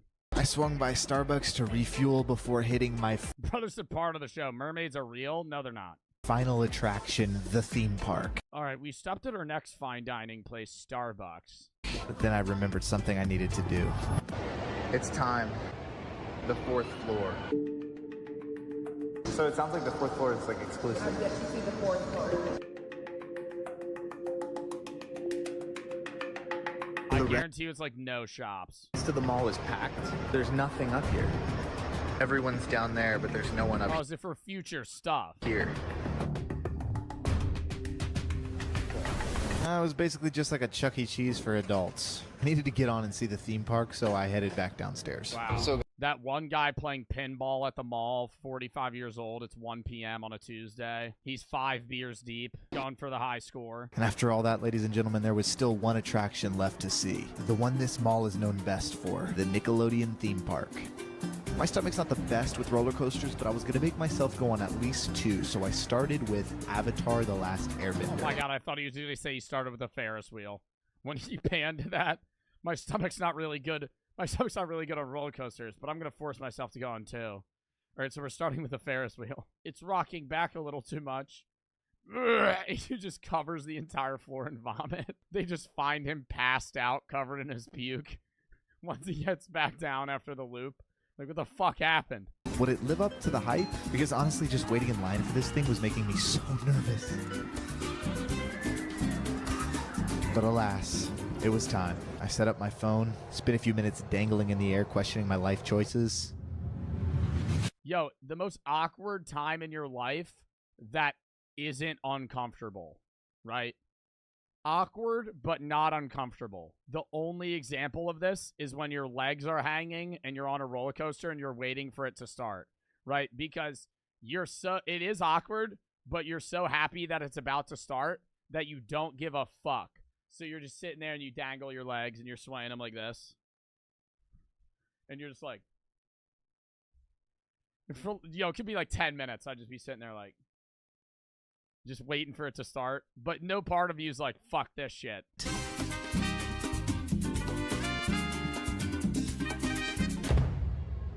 And then the worker walks up to you and fucking slams your harness right into your nutsack and goes,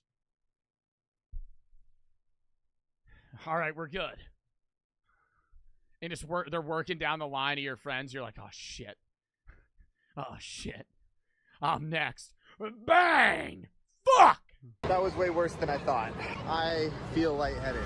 But there was still one more ride to do. A ride that sums up the essence of my childhood. A ride that had me terrified and excited at once. The SpongeBob ride. It's time for the big kahuna. And it was time for it. Playing this epic music like he's scared. Bro, there's water slides that are taller than that. I got on that thing and tried to muster the big kahuna. The SpongeBob ride at the Nickelodeon theme park inside of a mall. The big drop, the final bang, some may say. Was I scared? You see, this ride is a direct 90-degree angle up. This ride is 35 feet in the air, the height of some two-story homes. Will I make it out of this? I don't know. Or it plummets you down at lightning speeds.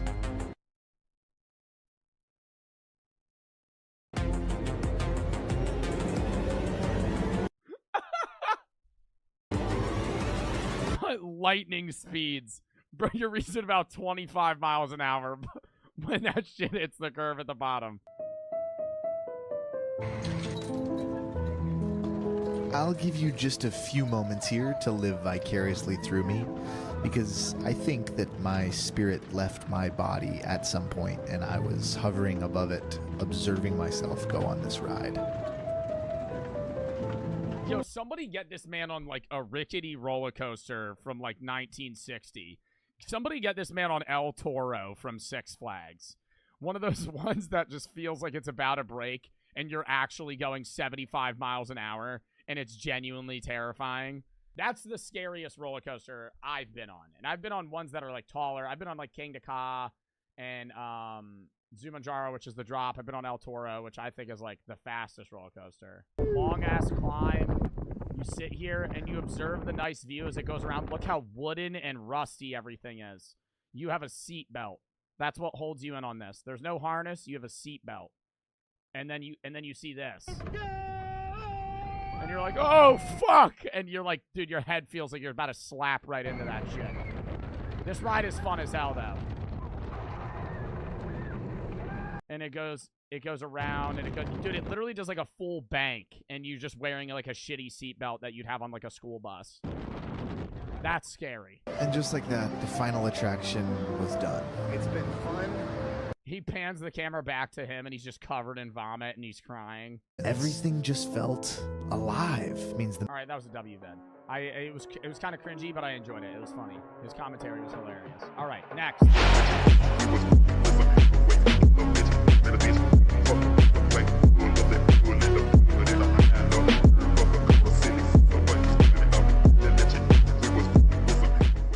The craziest meals ever eaten on my 600-pound life. My 600-pound life eats some of the craziest meals ever seen on TV, and in this video we're going to break down the most insane, looking at the calories, cost and more, starting with James B, the man who is addicted to getting food deliveries. James's story.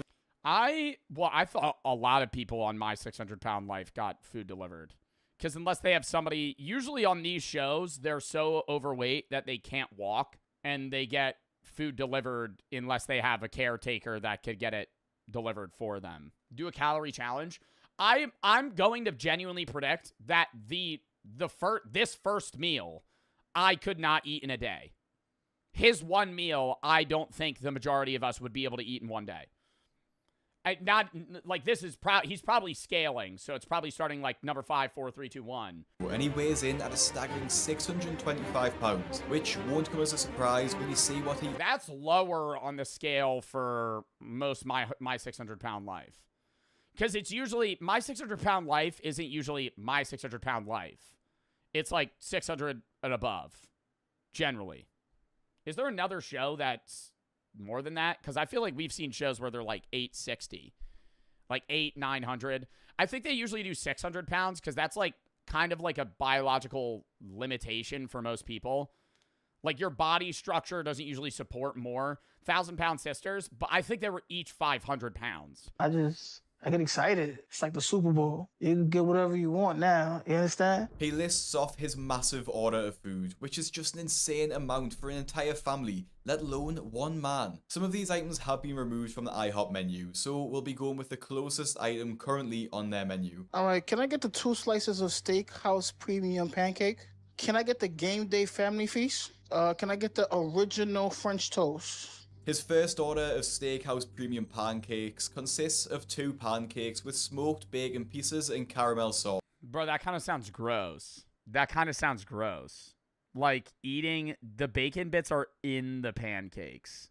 That's good. I really don't think it is. I like caramel on pancakes. I'm fine with the drizzle. I'm fine with even bacon on the side, but inside the pancakes. And he orders 2 of these. 2? That's already more than, I would say 90% of my chat eats in a day. That's 3,200 calories. He then adds a Game Day Family Feast, which consists of 8 pancakes, 8 bacon strips. What? He's gonna eat 2 separate pancake meals. And then 8 more pancakes on top of that? Dude, how does your stomach have enough room? 4 servings of scrambled eggs, hash browns, and 8 sausage links. And he isn't done yet. He orders some original French toast and finally 2 slices of ham. In total, this mammoth breakfast comes to $84 and around 7,500 calories. And he hasn't even brushed it. I could not eat that in a day. I think that alone would be like the challenge. Like I have a day to eat what he eats for breakfast. His teeth yet. It seems hard to believe that it totals this many calories, but seeing the Bro, that's really how people get this obese. Like, cause this is one meal. I have always said the more you weigh, the harder it is to maintain that weight. Like if you eat, say you weigh 180 pounds and you eat 3,000 calories, you're gonna gain weight. But if you weigh 600 pounds and you eat 3,000 calories, you're probably going to lose weight. The amount of food on the table in front of him shows the reality of the situation. The most shocking part about this is that he actually finishes every single item he orders and still wants more. So, when breakfast is over, then... Bro, and I just want to say, on ignoring the rest of everything, drinking 2 full Minute Maid apple juices is horrible for you. That alone is already like 80 to 90 grams of sugar in just one. And it doesn't matter if it's natural sugars. You're just drinking apple juice. It's just all the worst of it in there. And no, it's fruit. Bro, no, that's actually a common misconception. I need you to know that. If you're drinking full pulp orange juice, that's not that bad for you. But if you're drinking like Minute Maid orange juice or apple juice, it's basically the same thing as soda. Yes, it's added sugar versus natural sugar, but everything that's good in the fruit is not in the juice. But that's why when you drink pulp, it has the fiber and all the other shit in it because it's thick and it's basically just like grinded up oranges. But if you're just juicing fruits, you're eating the worst of it. Get full, but it's temporary. Then I'm already back on the phone, looking on what I'm gonna get for lunch. See, bro, what is this camera angle? They're literally saying, like, how do we make him seem as fat as possible? That's literally what they're going, like, yeah, sorry, we need to set this up. Yeah, let me just get an old junk shot right here. Now, obviously, James needs to change his eating habits quickly if he wants to lose weight. And my newsletter, The Fat Loss Kitchen, could be the key for him and anyone else looking to lose weight. Is this an ad? Oh. While not eating boring meals. Every single Friday, I will send you a recipe for one of... who appeared in the same season, shocked viewers with the sheer amount of eggs she uses every single day. Dolly Martinez is someone my subscribers already know all about, as I've just released a video calling her the most immature patient ever on the show, and for good reason, after she moved into a drug den to avoid Dr. Now. But her— What? Moved into a drug den? She lives with her best friend Cheyenne, who, to be honest, could— What upsets me is, like, I think TLC sometimes looks for really obese people that clearly don't want help. And, like, I don't know. A lot of the time there are really good transformations, but I feel like half of the people they get are like, no, it's just a thyroid issue. Also be a star on the show, and this means that they both indulge each other's bad habits. So when Dolly asks for 15 eggs for breakfast, Cheyenne— 15 eggs for breakfast? Bro, wouldn't that start tasting like shit? What's the most eggs you've had in a sitting? I've had like 4. And around the 4th egg, you're like, starting to taste like mush. Maybe 6. I think I've maybe had 6 eggs one time. That's a lot of cholesterol.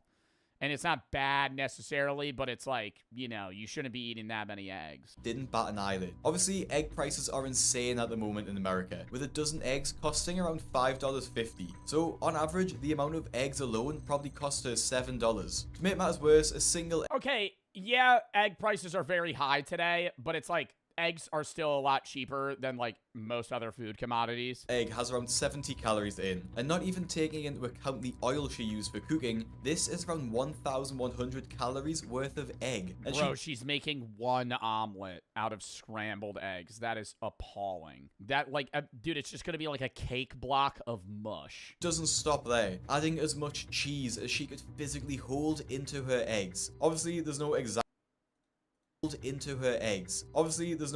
number here, as she just gets a fistful, but let's be generous and say that that's 500 grams of cheddar cheese, which would be yet another— No, that was like 10 slices. She did a fistful of cheese. 2,000 calories, bringing breakfast to 3,100 calories. It should come at no surprise then that when she's finally weighed, the scales show a staggering number.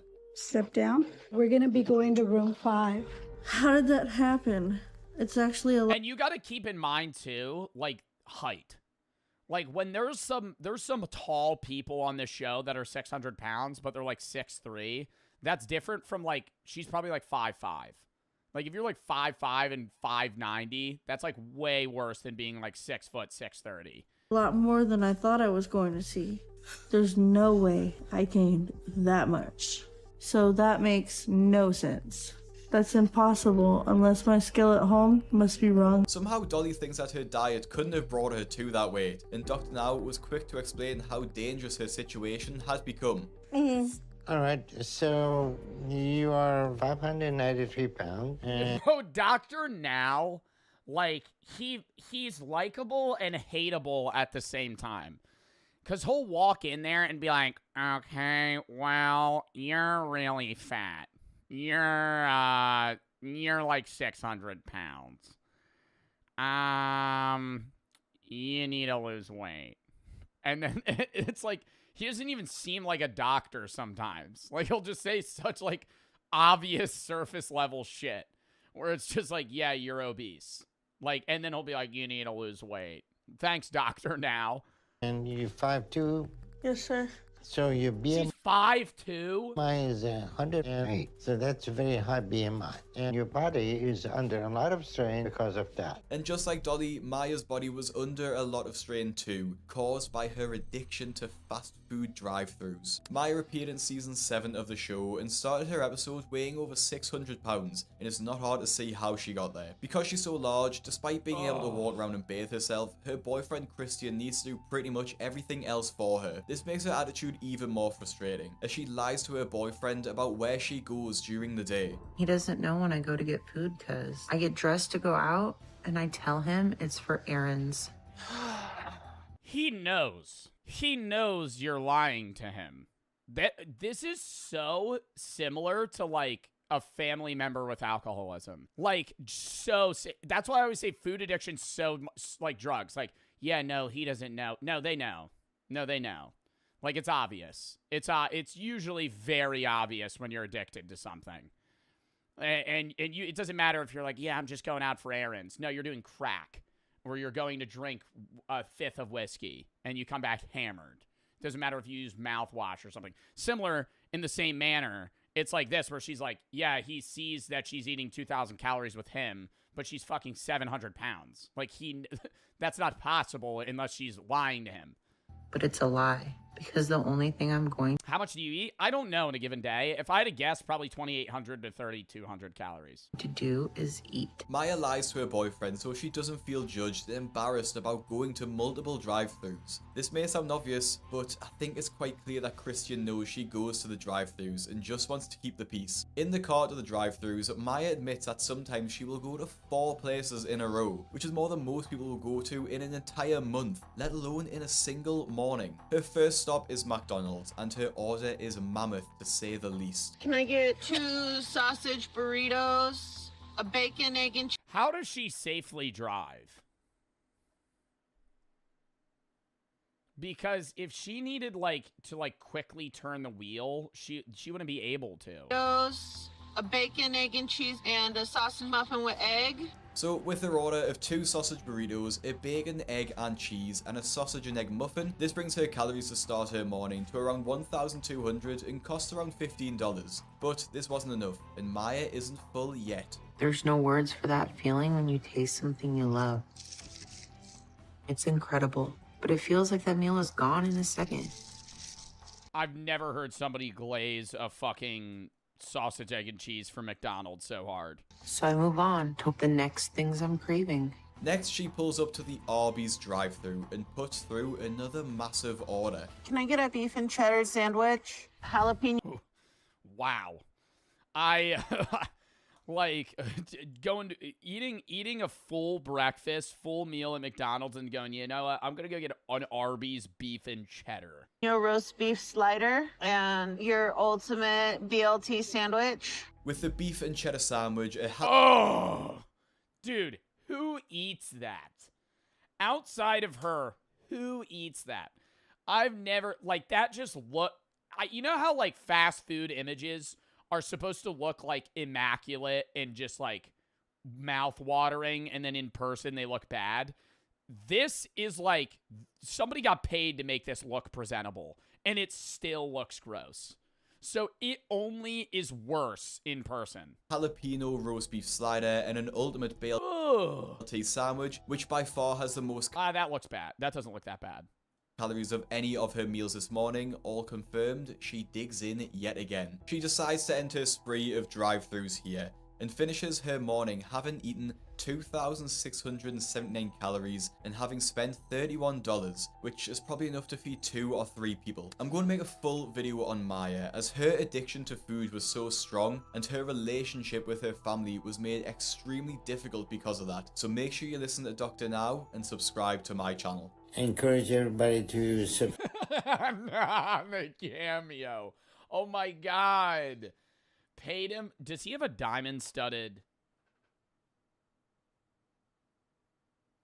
What's on that? That's like bedazzled.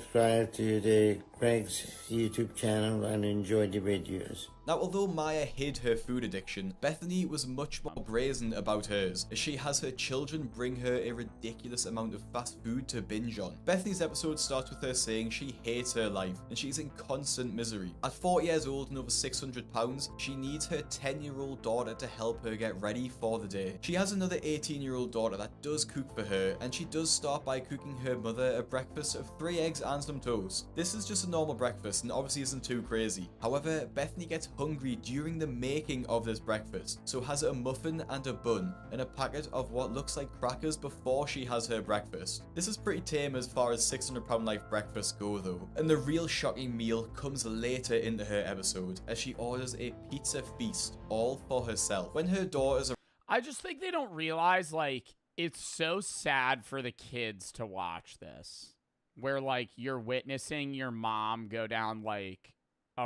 basically a rabbit hole of, like, addiction, basically.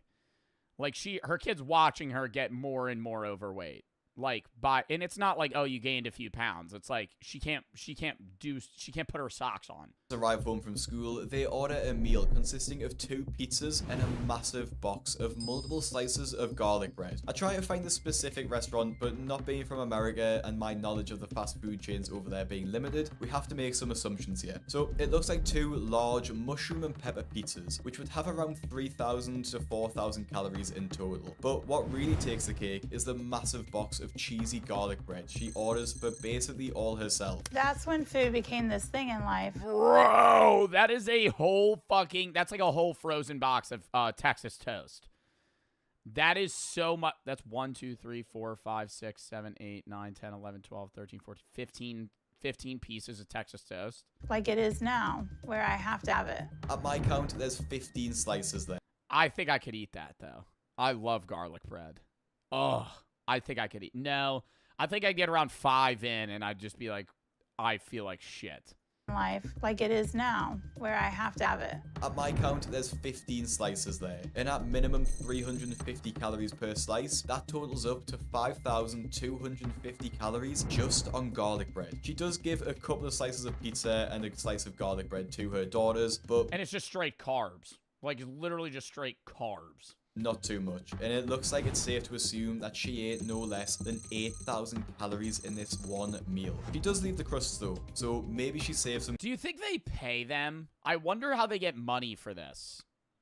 They have to be paying them. To help me escape it was food, so I was just eating my way through life at that time and gaining. So I put on another 100 pounds after that and got up to the 400s by the time I was 15. Now, like Maya, she was 400 pounds at 15. Before Bethany, Karina also tries to hide her food habit, but in a very different way. Featuring in season 6 of the show, and much like the other stars, her first thought every morning is that she survived the night. Her following thought... I mean, that's me too. Every time I wake up at like...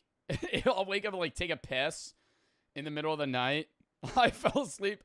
I'm not gonna lie, I was so tired and I didn't want to walk to the light switch that I fell asleep with the lights on, and I set an alarm for an hour to wake up to go turn it off. Woke up like 8 hours later. I was like, oh, it's the next day. I'm not dead. I literally was like, I didn't die in my sleep. Because I didn't have dreams that night, and I was like, oh, that was like basically being dead. Like, I was just, there was nothing. I just didn't exist for 8 hours, and now I teleported. Is wondering what she's going to have for breakfast, which is the sad reality of living with a deep food addiction. She lives with her parents, and the only time she leaves the house is to the grocery store with them, while being carried in the back of their people carrier. But she only does this so she knows her parents are going to buy what she wants from the store. My parents have to drive me, and I sit in the back of the van on the floor. So they... I don't know if the government could ever implement something like this, because it would be like kind of fucked up, but there should be like a rule in grocery stores where if like somebody's coming in that's like this overweight and they're like actively trying to buy like 2 liters of soda and Oreos and like cheesecake and other shit, like you just don't sell it to them. They literally had to flow the seats in the van down, put a blanket on the floor. As she's wheeled around the store, her parents do not question anything she wants. Ice cream, chips, cakes, and more, with nothing being off limits. Even though her parents don't question her meals and know she... Like, that's fucking crazy. That's what you're getting for like a party of people. Eats a massive amount of food, she still attempts to hide her addiction. When her parents leave for the evening and go to dinner, Karina allows herself to order even more food. I have 2 medium pizzas with pepperoni and sausage, 1 order of cheese sticks, 24 honey chipotle wings, and the double chocolate chip brownie. Delivery or carry out? This will be for delivery. Thank you. When the food arrives and is laid out on the bed, Karina rubs her hands together as she looks at the mountain of food in front of her. Starting with the medium pizzas, they probably have at minimum 2,500 calories in them each. And I'm not sure what restaurant she got them from, but if we go off the Papa John's menu, those 24 wings will have another 2,500. 44 grams! That's the worst of it. 44 grams of saturated fat. Oh my God, they're gonna have a heart attack in 3 years. Calories in them, the majority of the calories coming from the sauce they are in. She tops the meal off with a brownie, with one square having 250 calories, so another 2,250 calories there, and a garlic bread. Oh my God, and the sodium, dude. Just be like licking a salt block, eating 3 fucking pizzas. Which is at minimum 1,000 calories. Chug a gallon of water after that. So in this absolute feast, she will devour around 8,250 calories, which explains how her weight has ballooned to this size and has now meant that her bed needs to be How do they Bro, her bed is held up by cinder blocks. held up with cinder blocks. Oh my god. That's nuts that a regular bed frame doesn't hold her. Because like a regular bed frame could hold like 4 people. Feel warm and good inside, if only for a short while. But I'm afraid that one day I'm just gonna need too much. I'm probably gonna die from a heart attack, or I'm gonna suffocate. But I can't stop myself. This somehow wasn't as big as the next patient's meal though, which actually was so large it made headlines in the news. In season 11 of the show, we met Chris, whose legs are so fat that they push against each other, meaning he can barely stand up. Despite this, he can I mean, he looks the most healthy out of any of the people we've seen. Take care of himself and do most daily tasks, which includes making his own breakfast. Like, that's the first vegetables I've seen in this video. My weight makes it challenging to cook the kind of breakfast that I want. Because of the weight and the fat in between my legs, I can't stand up straight, so they're constantly pushing apart, which makes it really uncomfortable to stand in the kitchen for a long period of time, so I actually have to sit on a cooler that I sit on when I cook. This is the scene which made headlines and led to comments such as, "This is my food for an entire week," and honestly, it isn't an exaggeration. Now, it's pretty impossible to track the calories of this meal as he just has a pan full of bacon, another massive pan full of scrambled he's eggs. out of breath sitting still. Like, that's a fucking telltale sign you need to get help. Sausages in the oven, and of course cheese to melt on top. Chris puts all of these ingredients into a breakfast burrito, of which he makes 12. 12 whole breakfast burritos smothered in sauce. I make the meal with my stomach, not with my brain, so I have a really big meal, and when I start eating, as soon as I hit that first bite, I eat it all. I call it going red. I can't stop. He doesn't even take these burritos to a table, and I do think there is like a genetic factor with that, but it also is highly influenced by just habit. Prefers to eat them at the kitchen bench to allow him to devour them quicker. Although Chris didn't eat a healthy meal, at least he made an effort to cook his food, which can't be said about Holly, who decided on the day before her weigh-in at the doctor's office, she would order a greasy Chinese meal. Now, there's not really an insane amount of food here. Well, maybe it is for the average person.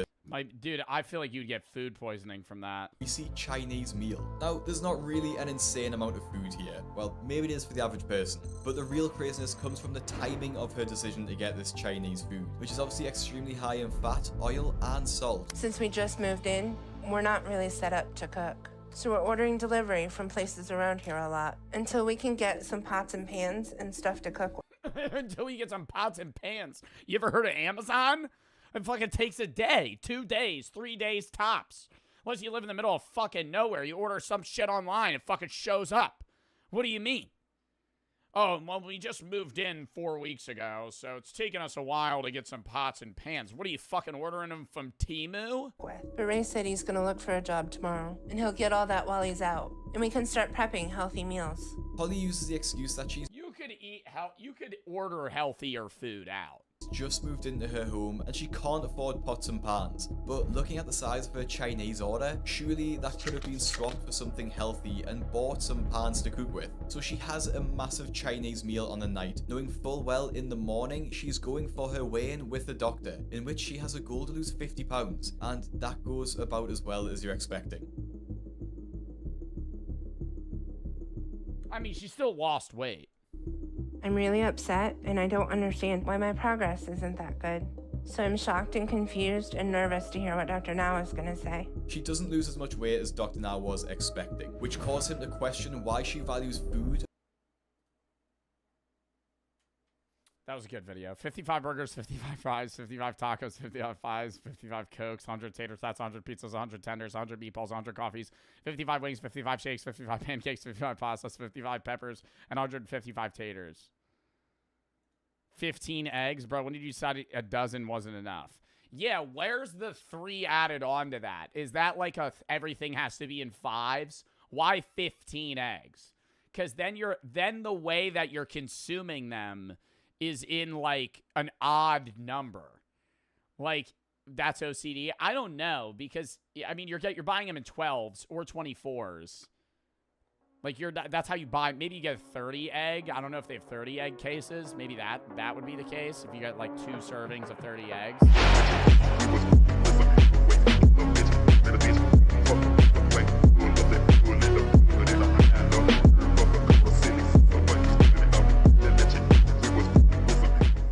Exposing the honey influencer scam. You've probably heard about Honey. You know, the browser extension that saves you money. Do you have Honey installed? What's Honey? Oh, no. I feel like Mr. Beast hasn't worked with Honey in years, it feels. He's the only influencer I also know that worked with Honey. Did a lot of other creators also work with Honey? Honey is a free Oh, okay. And I stand corrected. browser extension. Free browser extension. Free browser extension. Free browser extension. That automatically applies coupon codes when you check out online. Free money, basically. It's literally free money. It doesn't make Charlie worked with Honey. sense to not be using this. So what's the catch? There is no catch. Join Honey. Join Honey. Join Honey. Honey. Honey. Honey. Honey. Honey. Honey. Honey. Join Honey. Yeah, I hate to break it to you, but your favorite influencers sold you a lie. Honey is a scam, and the majority of claims promoted by those influencers aren't even remotely true. But it gets worse. Honey hasn't just been... I don't like what he said originally, where he said he just panned it off to the creators, because the company's promoting that themselves, and the scam, the influencer, I don't think did anything wrong. Like, I don't think Charlie or fucking Pokimane or any of them are like, yeah, they didn't know, right? Like, the company claims to do this, very popular company, has a lot of reputable reviews, so it's like, okay, yeah, I'll work with them. It's annoying that, and people do this all the time. I'm not saying this guy is, because I don't think he is, but there are people that will get upset with influencers when a company they worked with even years ago gets under fire, and they're like, you worked with them, you promoted this, they're a scam, blah, blah, blah. And it's like, bro, that was years ago. Nobody knew, all this other shit. It's like, it's news to you as well. And then those people fucking tweak out on you because it's like, oh, you worked with Honey 4 years ago. Like, it's just fucking people reaching back. Like, those are the people that are keyboard warriors, bro. Like, those people piss me off. They've also been stealing money from influencers, including the very ones they paid to promote their product. And I'm not just talking about a few bucks here. I believe the scam has likely cost content creators millions of dollars. Sound crazy? Well, I didn't believe it at first either, until I experienced it myself. Honey's about to get sued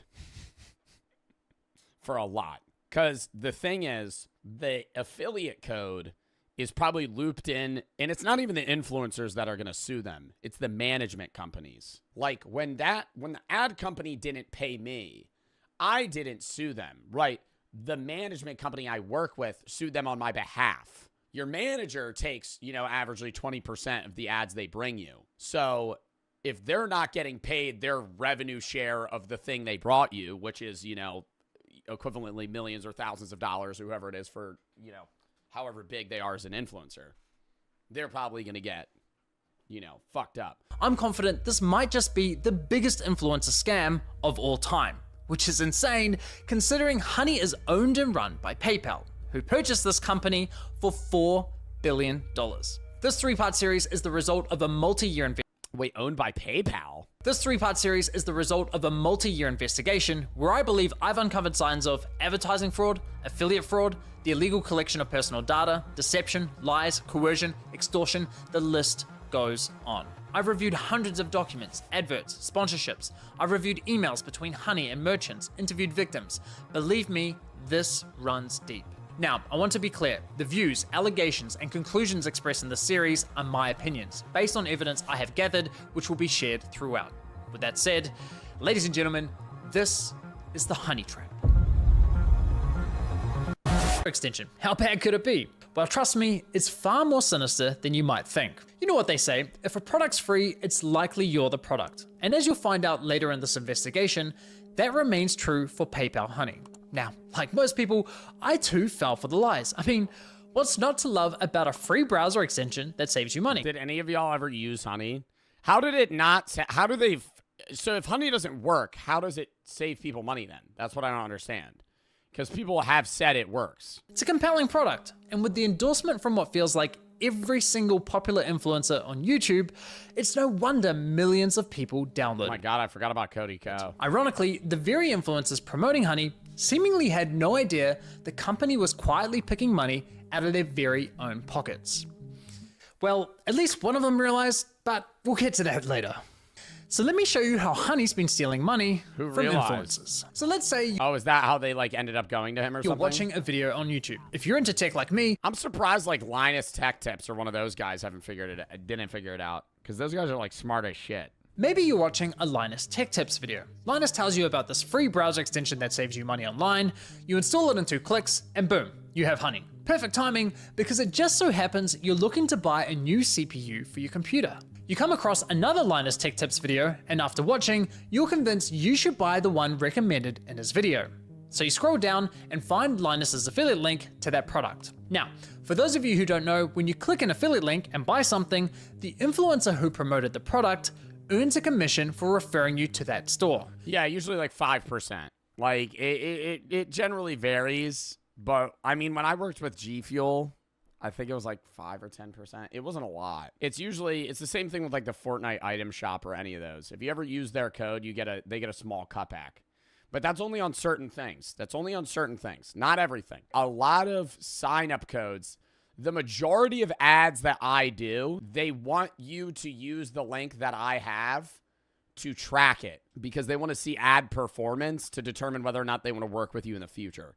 So most of the time when I'm doing an ad and I'm like, if you use code Joe B, you get 100,000 silver, a free tank, and a fucking new troop or some shit, I'm not getting any money if you fucking sign up and use my promo code. I'm not getting anything, right? I get a flat rate fee for doing the ad. And the reason I promo that is, number one, yeah, so you guys could get the fucking, deal that they have for you.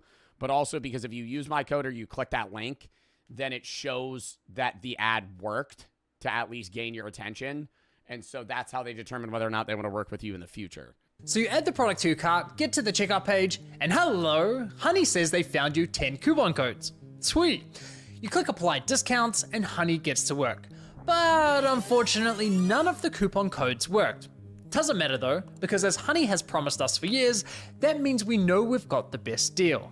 So you complete your purchase, you're happy, your new CPU's on the way, Linus is happy, he's getting his commission, everyone's... Oh, wait, so sometimes Honey will apply 10 codes, none of them will work, and then they'll be like, oh, sorry. Happy, right? Well, let's quickly rewind and see what was happening behind the scenes.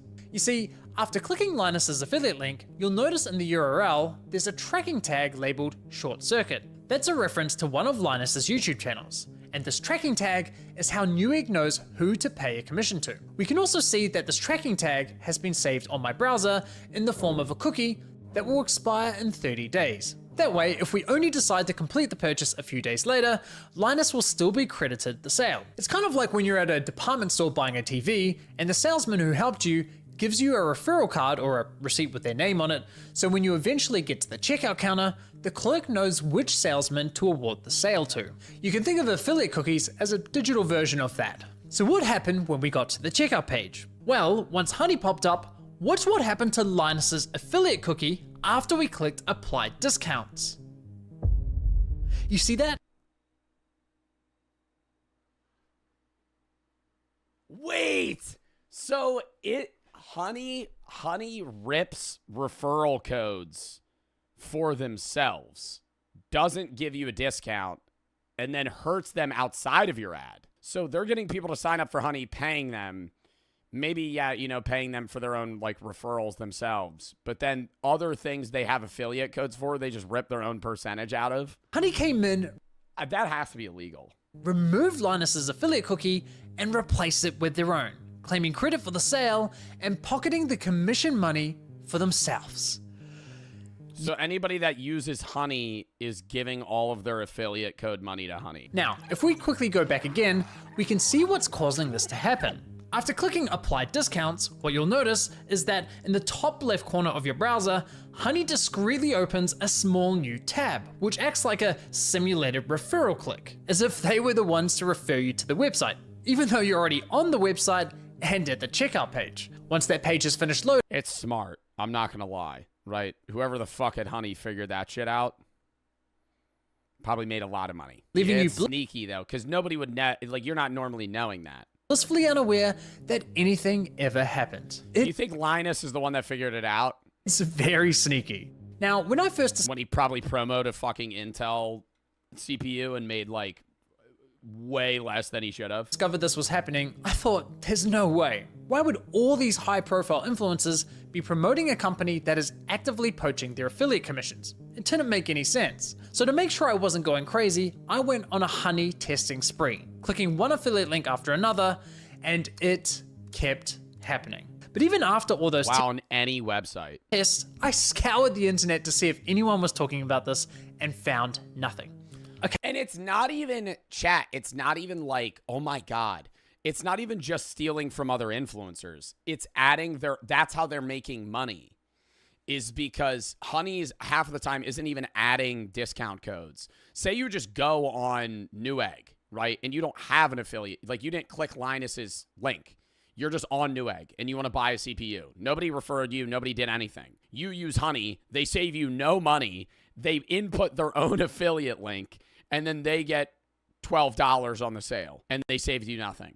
And, 1 out of every 5 times you buy something, they save you $6. Are you using Honey? I've never used Honey. Okay, there was this one debate about it on the Y Combinator forum, but nothing concrete. Besides that, virtually nobody was talking about this, adding fuel to my doubt. So I figured, screw it. I'll reach out to Honey and ask them directly. And sure enough, they came back to me with the following. If Honey is activated and is the last program used while shopping on a site, it is likely Honey will receive credit for the purchase. I was right, and just like that, my investigation into Honey began. Now, some might consider what PayPal's doing here dirty or highly unethical, but personally, I can't see how it's anything short of fraud. I mean, just imagine something like this happening in a real-world scenario. Let's say you're at a department store looking to buy a new TV. Yeah, you go to a department store, you buy a new TV, you hand the referral to the cashier. The cashier writes their own name in and checks it. They would immediately get fired. They would immediately get fired and possibly like sued. Like if they did it enough. Salesman spends time running you through your options. You decide to buy, he gives you his referral card, you get to the checkout, and right as you're about to pay, a sleazy salesman pops up going, "Hey, should I check if I have any coupon codes for you?" Naturally, you say sure. Not even that. I think more realistically, they just write their own name in for commission. He snatches your referral card without you ever noticing, looks for coupons, says, "Sorry, no luck this time," but instead of handing back the original referral card, he hands back his own. PayPal didn't refer the customer to the store. They didn't promote any of the products. The salesman did that. PayPal provided absolutely zero value to the customer, yet they were rewarded for the sale. But because this is all happening online, are they getting sued for this? Buried behind clicks and cookies and tracking data. Because if it's millions of dollars, there's little to no transparency that this is ever happening. Okay, but what if Honey had found a working coupon code? Would that make it okay for them to claim the commission? Honestly, no, I don't think so. The fact remains that Honey didn't refer the customer to the... Yeah, well, and it's also not in... If Honey... No. This is how I'm seeing it. If Honey was open in their marketing and said, if we get you a coupon code, we're gonna take an affiliate percentage, and they marketed it as that, I don't think that's wrong. But if they're just marketing it as, hey, we're gonna give you free coupon codes, and we're gonna like run ads or some shit or to make money, and then they're also ripping affiliates, that's different. But this scam doesn't just affect wealthy influencers. There are hundreds of thousands of small creators, bloggers, artists who rely on affiliate commissions to support their craft. Sure, you could argue that Honey may have convinced the consumer to complete the purchase by providing a discount. But let's be real, if you're already at the checkout with your items in your cart, you already have a high intent to purchase.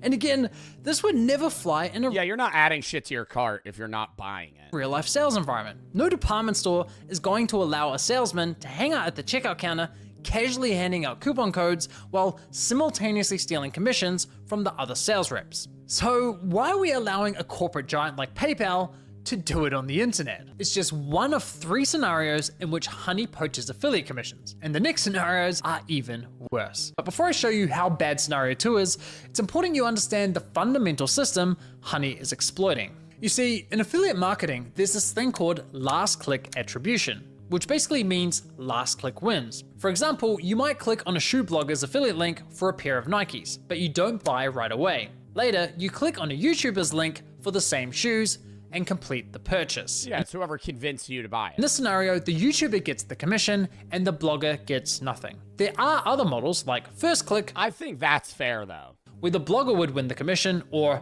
Dynamic Click, where the commission is shared. But the industry... I think dynamic or last makes more sense than first. The idea of marketing is that you have to see it like 3 different times in 3 different ways to be able to buy it, and it's always just supposed to be in your mind for when you do want to buy it. But I also think that the last person to convince you is that final push that's needed. We went with last click because while it's not always the fairest, it's the easiest to implement. Therefore, it became the industry standard. Now, when it's blogger versus YouTuber for a sale, honestly, I'd say last click is usually fair. But when it's anyone versus Honey, there's no real competition. Honey pops up right at the end of your purchasing journey, virtually guaranteeing they'll win that last click. They of course know this and do anything they can to get that last click, even when there's no coupon codes to offer. Which brings us to scenario 2. Honey Gold, which is now called PayPal Rewards. Here's how it works. When you get to the checkout and Honey Gold is available, Honey pops up and is essentially saying, hey you, consumer, click this button here so PayPal can claim the commission for the sale, and we'll share a portion of that commission money with you in the form of points. It's basically a lame cashback scheme. And it's genius because if there are no coupons to offer, but the store is participating in Honey Gold, it gives Honey another reason to get that last click. How can YouTubers, bloggers, or any other type of affiliate feel 3% saved?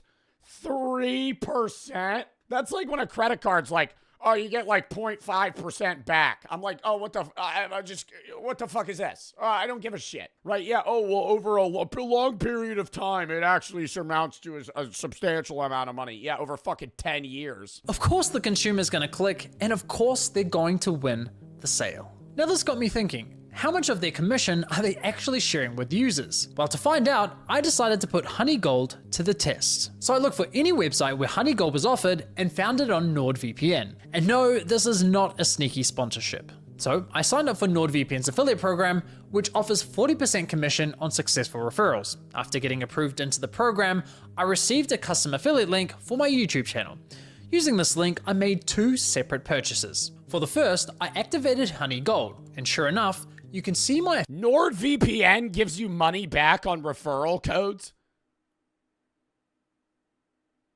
I think I've done an ad for them and I didn't know that. For the second, I didn't activate Honey Gold. As expected, I was awarded a $35 commission for the sale where Honey Gold wasn't activated, and received nothing when Honey Gold was activated. For the first time, I experienced Honey poaching my own affiliate commission. So how much of my stolen $35 commission did PayPal share as cash back with my Honey account, aka the consumer? Brace yourselves, 89 points, which is equivalent to 89 cents.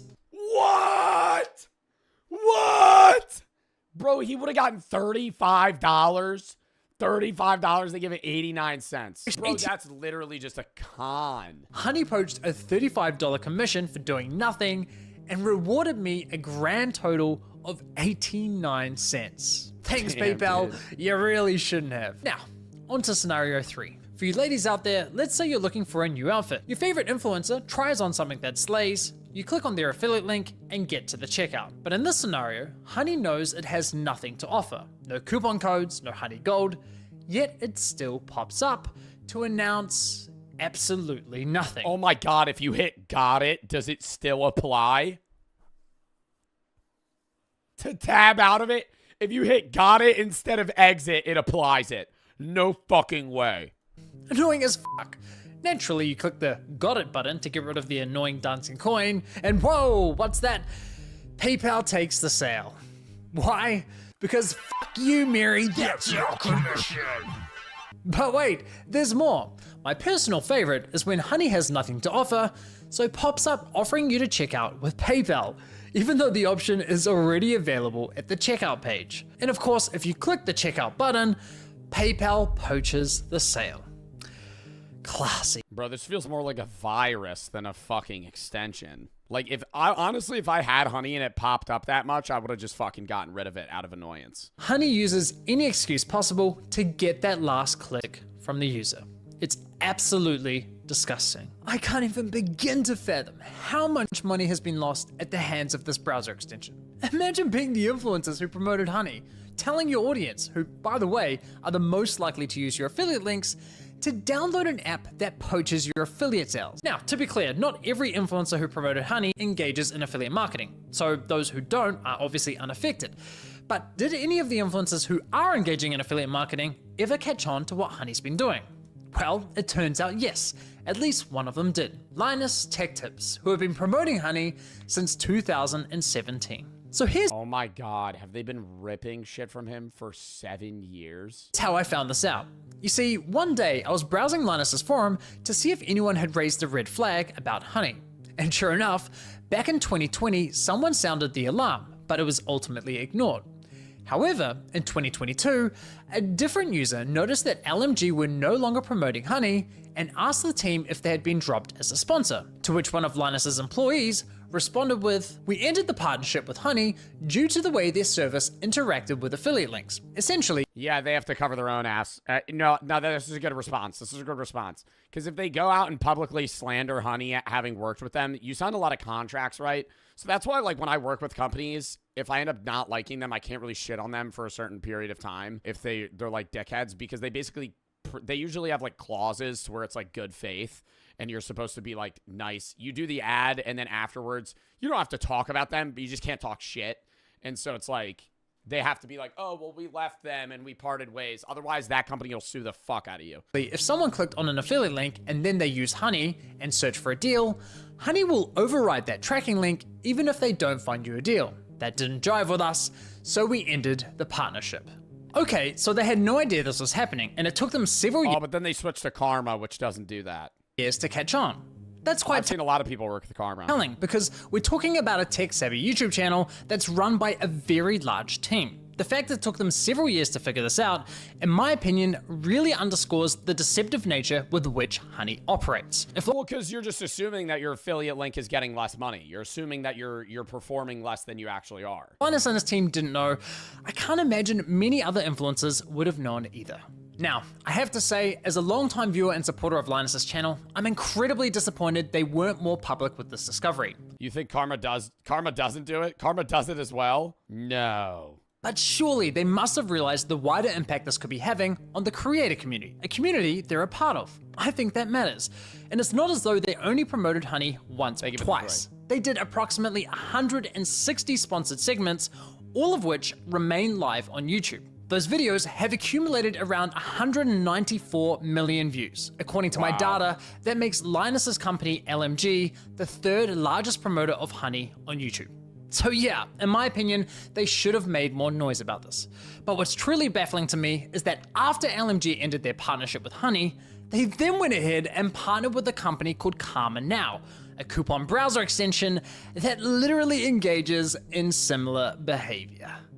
Now, I did reach out to LMG about this situation, and I'll be honest, their response was not to my satisfaction. They didn't address the majority of my questions, however, they did at least provide some important context about their dealings with Honey. LMG stated that as soon as these issues with Honey were brought to us, we tried to work with them to remedy them. After a few calls, we were informed that they weren't willing to change, so we stopped working with them across all channels. So let me get this straight. One of Honey's biggest promoters goes to them and says, "Hey, can you please stop overriding our affiliate links?" And Honey effectively goes, "Nah." Right. I think other people knew too, because you gotta think, you make fucking jack shit from affiliate codes. You make nothing from affiliate. Maybe Linus Tech Tips makes a lot. I make fucking nothing from affiliate codes because the percentage is so low. What the company's paying you is worth you losing money to them monetarily from affiliate codes. So say Honey comes to me. I've never worked with Honey, but let's just use a hypothetical. Say Honey comes to me and they're like, "Hey, we'll pay you 10 grand, right, to do a fucking ad or some shit." You do an ad or 2 or 3 or however many they offer you, and you get that $10,000. They rip $3,000 of revenue off of you from affiliate codes, and they're stealing 3 grand from you, but you're still profiting 7. So a lot of creators are still probably just working with them going, well, I'll take the loss in affiliate rev because I'm not going to make that much money in affiliate rev comparable to just not taking the sponsor. Imagine Joe's sponsored by Honey after this. No, Knowing this, I would not work with Honey. If they came to me a month ago and they were like, "Hey, do you want to work with me?" I would have been like, "Yeah, sure." I would have no fucking idea. Now, no. That just goes to show what little regard Honey has not only for content creators, but also their partners. Now, as for LMG's less than ideal response, I did press Linus's team to address the rest of my questions, but never heard back from them. But it's time to shift gears, because unfortunately, this scam runs much deeper than stolen affiliate commissions. It's time we talk about how Honey used these influencers to sell you a complete lie. How they sold you a product that was doing the opposite of what they promised. You see, as I was testing Honey across different stores, I was encountering a reoccurring issue. When I reached the checkout page, Honey would claim it couldn't find me any coupon codes. Yet when I searched manually, I found working codes with these. And even when Honey did find me a code, I was often able to find another code of better value. Oh, that was better. Kind of strange, given their claim that, well, thanks to Honey, manually searching for coupon codes is now a thing of the past. Another oddity was that Honey would often only find me Honey branded coupon codes, such as Honey 5 or Honey 10. Why would a store only have Honey branded coupon codes? Kind of weird, right? But the biggest red flag was that when I tried submitting the better coupon codes I'd found, Honey wasn't adding them to their database. So why not? Well, eventually I figured out what was going on. It turns out they're partnered with the companies that get those coupon codes to not take as much money away from those companies. Out that one of the key benefits for stores partnering with Honey is that they are given full control over which coupon codes go live on the Yup. I read that one because then the store makes more money. So they'll let Honey on their platform because then they'll go, okay, only give people 5% discount codes. Don't give them the 30s. I discovered this while listening to a podcast produced by Honey, which appears to be aimed at attracting new businesses to joining their platform. In this podcast, an employee from the Australian clothing store, Princess Polly, discusses the benefits of partnering with Honey. What would you say to any brand that is considered working with Honey but hasn't yet? I would say missing out on converting customers. Like I said before, Gen Z is super discount savvy. You can't ignore the fact that they will hunt for like discount codes and they might find a better deal. With Honey, you can also control the discount code percentage, which means like they will potentially find a higher discount code on the internet. It literally lets you control like the customer journey, convert and control like the discount code percentage as well. This is insane. She's basically... That just has to be, I think it's basically just false marketing. Right? It's providing a promise of a product that isn't fulfilling what it's saying it'll do. Saying, Honey is great for businesses because it encourages users not to bother hunting. No, it doesn't, because that's why they make you word those things in a very specific way. And this is where I'm going to give you insight on ads. When you do ads for companies, not ads like this, but just ads in general, every company generally has a set of words that you're not allowed to say. One of them is COVID. You're never allowed to mention COVID. Every fucking ad I've ever done has basically said, don't mention COVID. Don't mention COVID. Never mention the pandemic. Don't mention COVID because it pisses people off. You can't mention politics, obviously. But there's certain words, and it's like random words, like random buzzwords that you're not allowed to say, and then random like things that you have to say specifically. Like you can't say like, oh, this is an alternative to this. You have to say, well, this is a different version of this, because you can't say alternative because then that gets them in a legal bind if something does get proven to them where they're false marketing towards this. So they have to say legit, they have to exactly claim what they're saying as what their product does, or they have to be so generic that they can't be like found at suit of anything.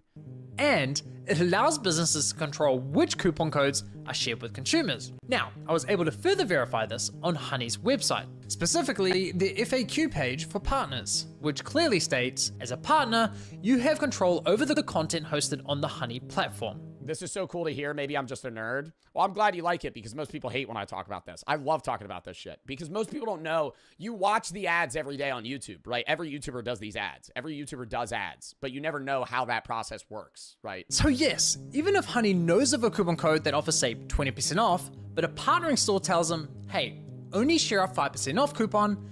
And there's also, and now I'll give you more insight on a certain type of ads. There's two different types of ads. There's flat rate ads, and then there's CPM ads. CPM ads are how many views you get according to how much money you're going to get paid, right? Sometimes they have a soft cap and a hard cap, and the different, okay, so there's two different types. There's a flat rate ad, which is where they're giving me money and I make them an ad, and if the video performs or not, I'm just getting paid the same, right? And then there's ads where I have no guaranteed amount of money. There's just like a, hey, we're going to pay you $8 per 1,000 views, and there's a hard cap of $8,000, or there's a hard cap of $2,000, or like that, right? And then there's ads where they give you a $2,000 flat rate or a $3,000 flat rate or whatever it is, and then they have a hard cap of whatever on view count.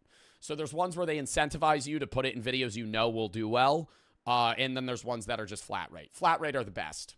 By far. Flat rate are the best. I've done all of them, but flat rate are the best ads because then you don't have to worry about whether or not your video is going to perform, because there's videos I've done with that I've done ads for that are CPM based and the video underperforms, and then I get paid like $500, which is still a lot.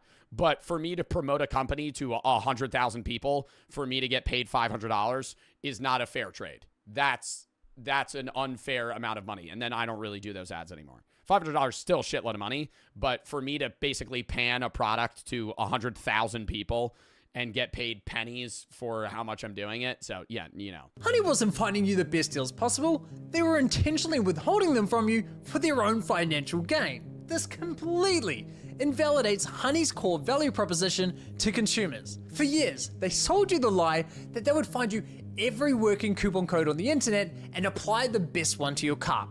But nope, complete and utter lie. They have literally been feeding you coupon codes that were approved by the partnered stores who were paying them. And can I just say, the double messaging here is hilarious. Because on one hand, Honey has appealed to consumers by promising to find the best deals possible. But on the other hand, they appeal to businesses claiming that Honey helps prevent consumers from finding the best deals.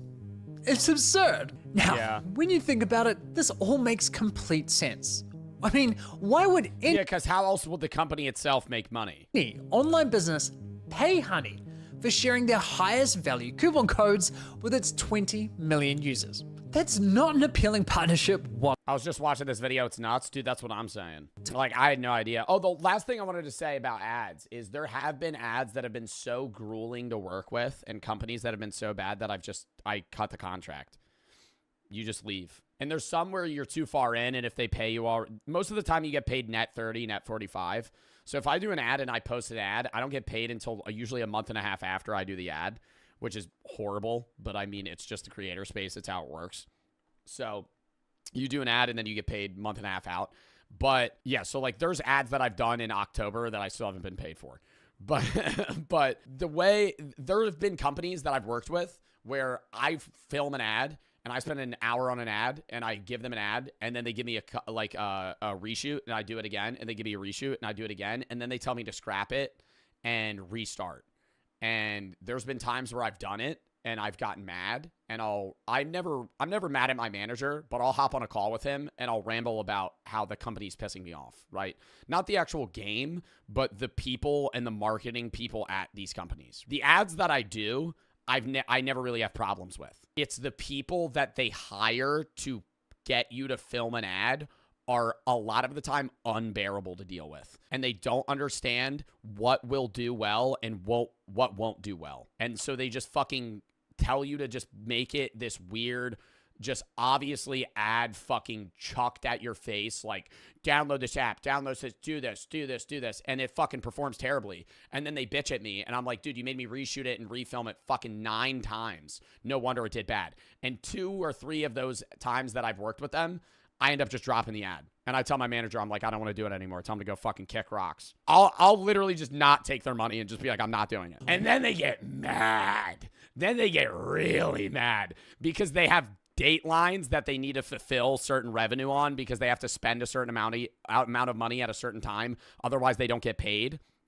And so they basically like they have like $100,000 that they have to spend in a certain amount of time, and if they don't spend it, they get a lesser cut the next period or term. And so I don't work with them, and I drop them last minute, and then they don't fucking get that fee out, or they don't have somebody to work with. $100K? No, not to me. I've never been paid $100,000 for an ad. $100K total to work with like 20, 30, 40 creators. If I got paid 100 racks for an ad, dude, I would have been retired fucking a year ago. With this discovery, I decided to do a thorough audit of Honey's advertising campaigns. And yikes, the ads, the sponsorships, everywhere you look, it's lie after lie. I wouldn't be surprised if this ends up going down as one of the most aggressive, shameless marketing scams of the century. Just look at this insane list of videos that were sponsored by Honey. What's the most amount of money you've gotten paid from an ad? Not from an ad. I've gotten, the most amount of money I've gotten, I'm not going to say, okay? Because I don't know if I'm allowed to say. But I just don't want to say. A lot, right? It's not bragging. I'm just saying, like, you know, higher or lower. I won't do higher or lower. I got paid 5 figures for one, right?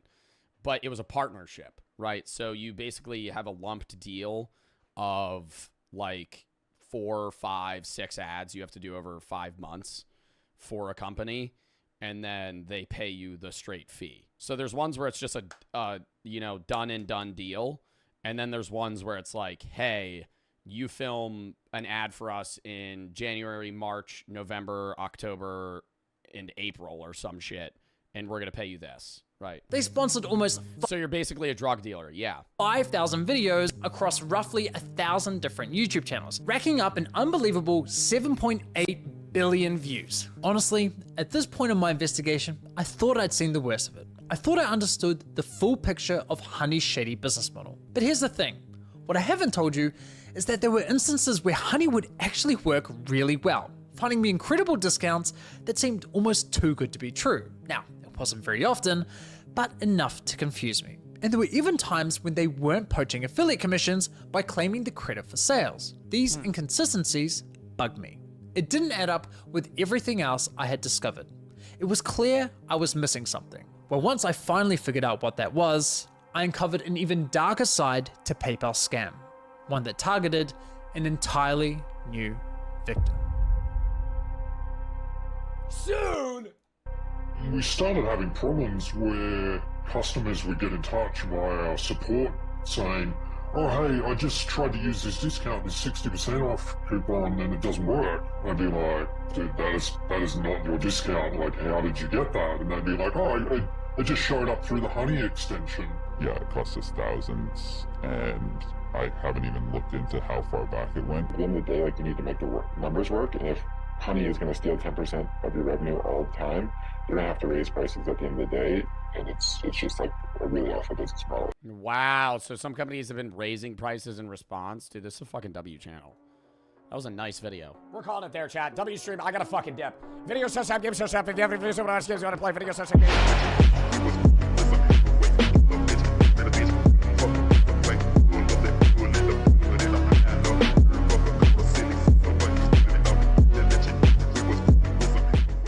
Casually explain billionaires.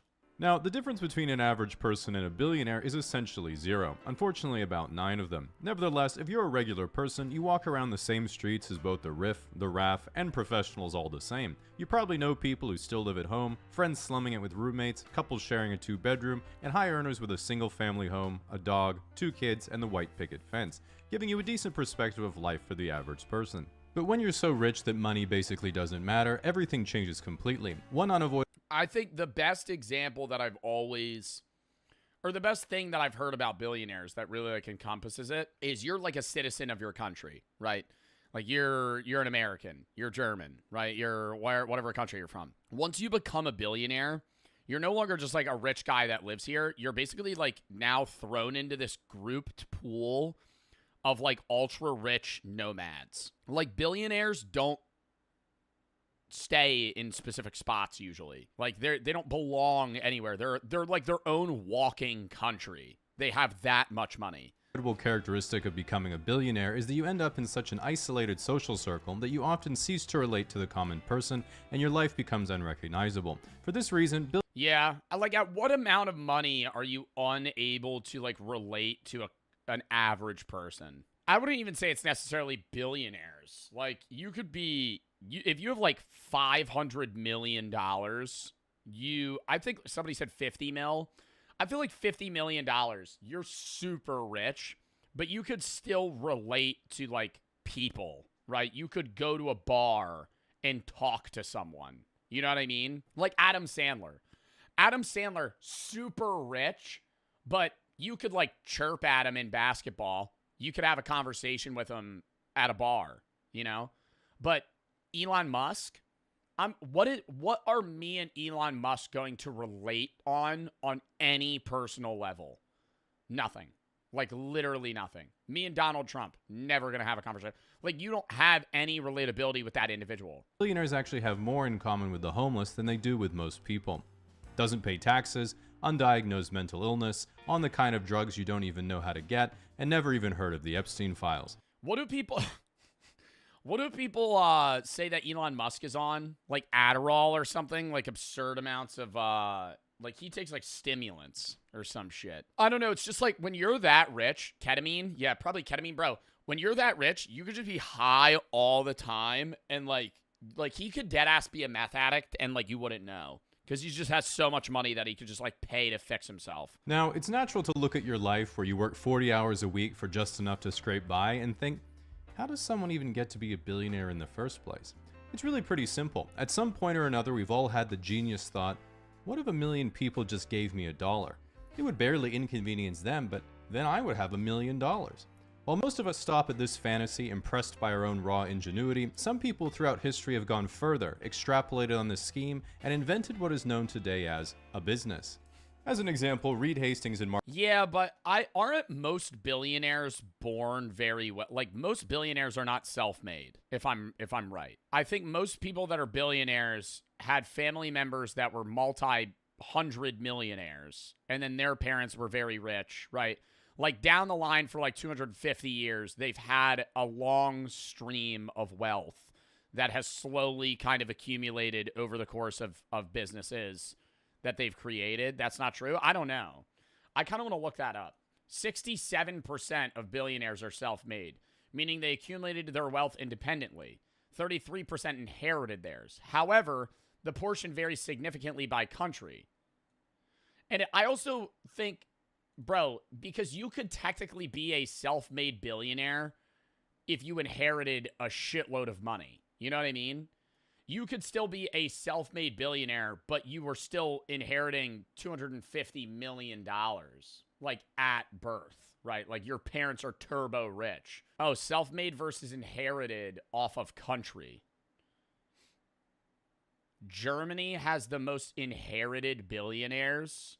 Why? Germany, Spain, Mexico, Belgium, Italy have very high rates of born billionaires. The total wealth of all billionaires worldwide increased by 13.4% between 2024 and 2025. The USA is home to the most billionaires. Mark Randolph thought, what if you give me $16 every month and I mail you Shrek 2 on DVD? Easy $6.5 billion. Elon Musk said, what if you give me $8,000 and I pretend to give you a self-driving car every year for the next decade? Richest man on earth.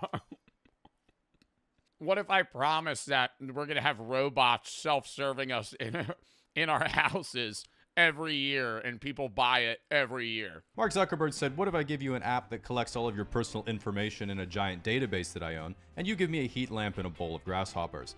To really drive home how much wealth... What? Well, because he's a lizard person. ...and a bowl of grasshoppers. To really drive home how much wealth billionaires have, when someone says they're a billionaire, they're one of only 800 people in the United States. In contrast, if someone says they're a millionaire, it means they have a house. Well, politically, it's...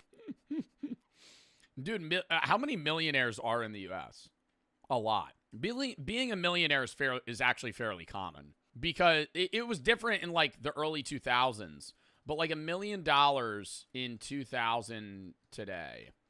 $1 million in 2000 is almost $2 million today, 1.8. Like, the value of the dollar has effectively 50% it halved. How many millionaires are in the U.S.? 23 millionaires. 23 million millionaires, which is what? Like 8% of the population. Like, you encounter millionaires on a daily basis. It's commonplace for progressives to hate billionaires because they epitomize late-stage capitalism. Not only 23 million. I don't make fun of billionaires because I have an ideological bone to pick. I make fun of them because they're really fucking weird. Recently, Is a millionaire just hitting 1 million or having $1 million? A millionaire is somebody that has a net worth, meaning all of their assets and liquidity combined equate to $1 million. Same thing with billionaires. Most billionaires don't have, like, Elon Musk doesn't have $400 billion in a bank account, right? But if you add up all of his value and worth, It is up to that amount. Peter Thiel, a tech billionaire and right-wing ideas guy, appeared on a podcast. Like, if you have $20,000 in your bank account, but you own a $30,000 car and a $200,000 house, your net worth is $250,000. Podcast and was asked. So if that ever reaches $1 million, you're a millionaire.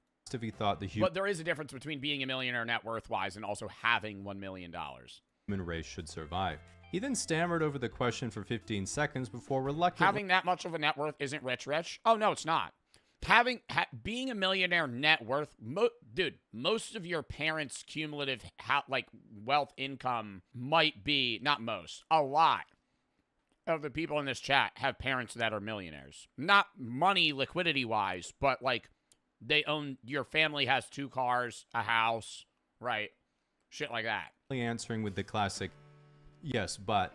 Now, I'm no expert in media training, but as I frequently tell Putin, Hamas, and Benjamin Netanyahu on our weekly Zoom meetings, the correct answer to human rights questions is always to say yes right away, and only reveal later that you had your fingers crossed out of frame.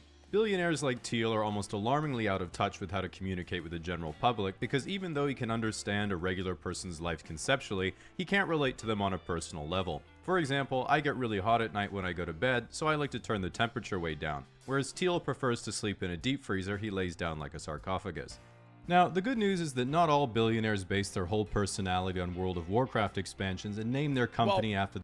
It's also like the job you have, man, right? I worked at GNC. I held a regular job, but for a very short amount of time. My job is so different than a normal person's like 9 to 5.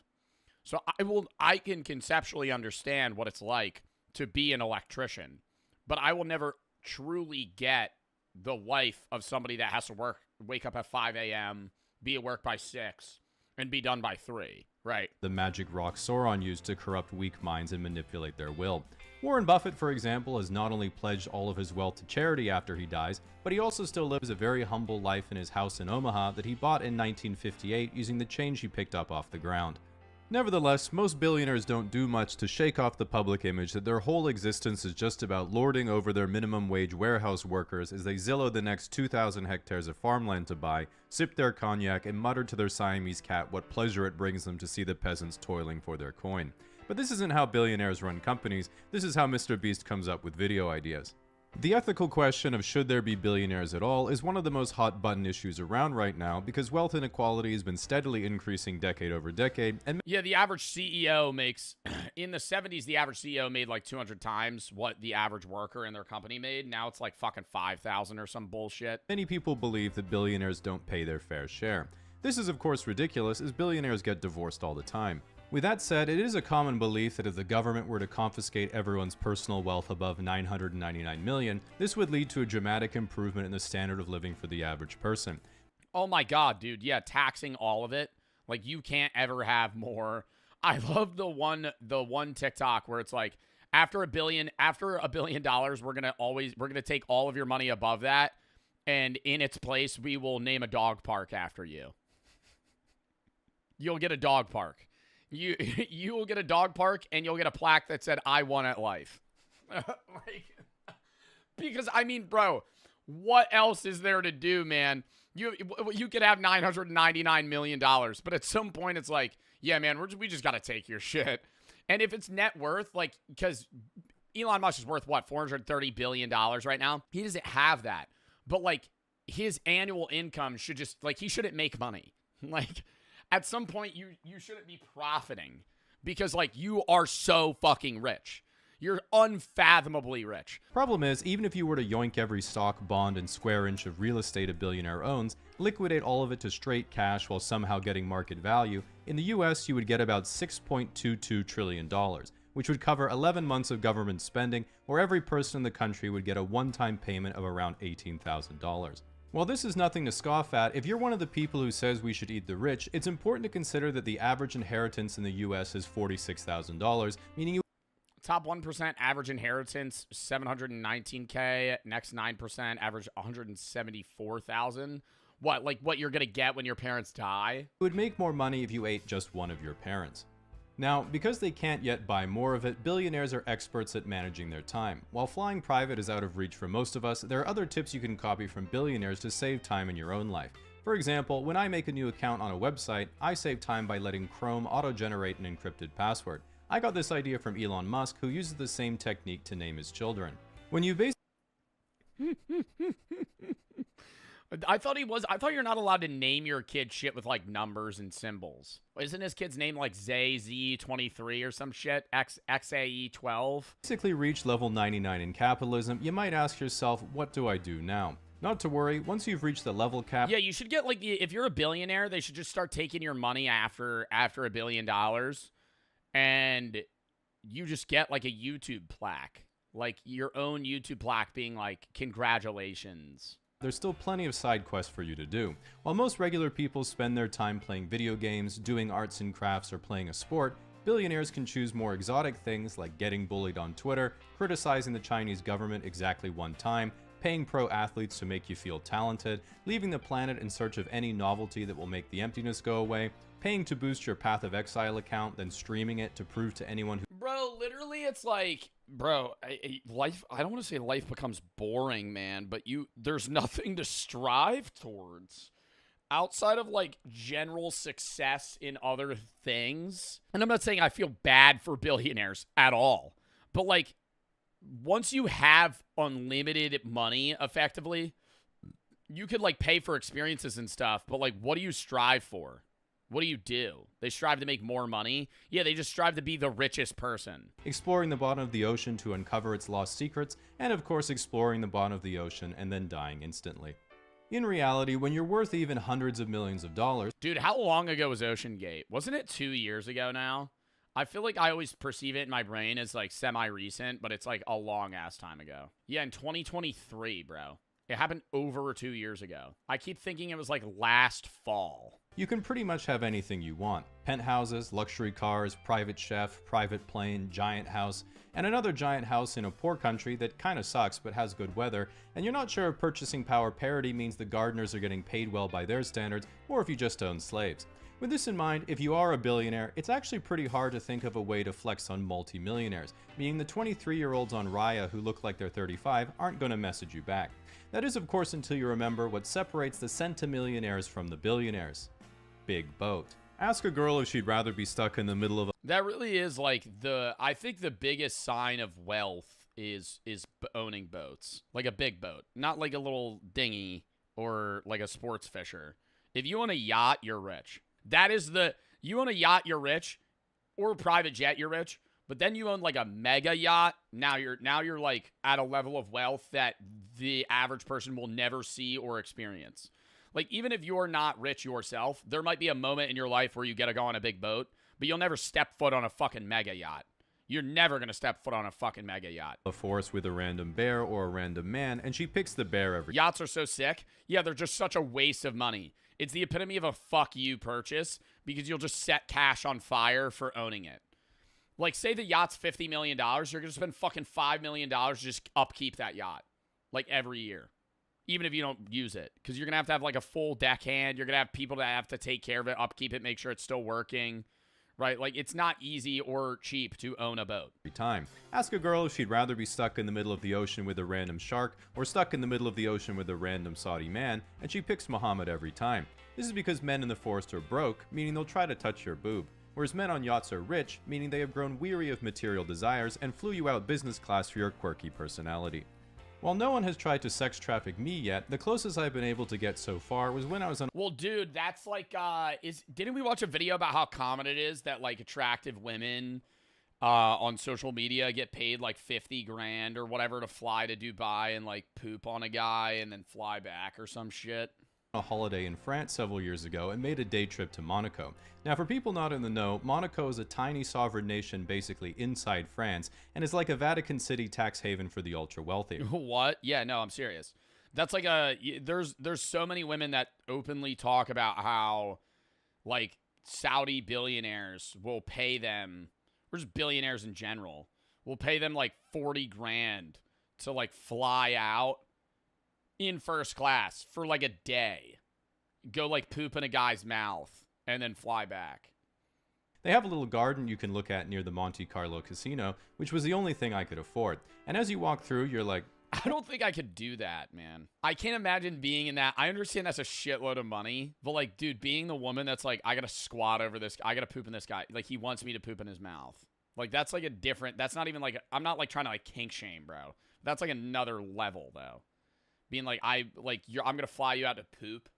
oh, look, a little building. Hopefully this one's a bathroom. Nope, just another Audemars Piguet watch kiosk. Then you pee on it. That is not a kink. I don't know, dude. I just feel like that's... what amount of money is that worth doing? Anyway, because you're in Europe.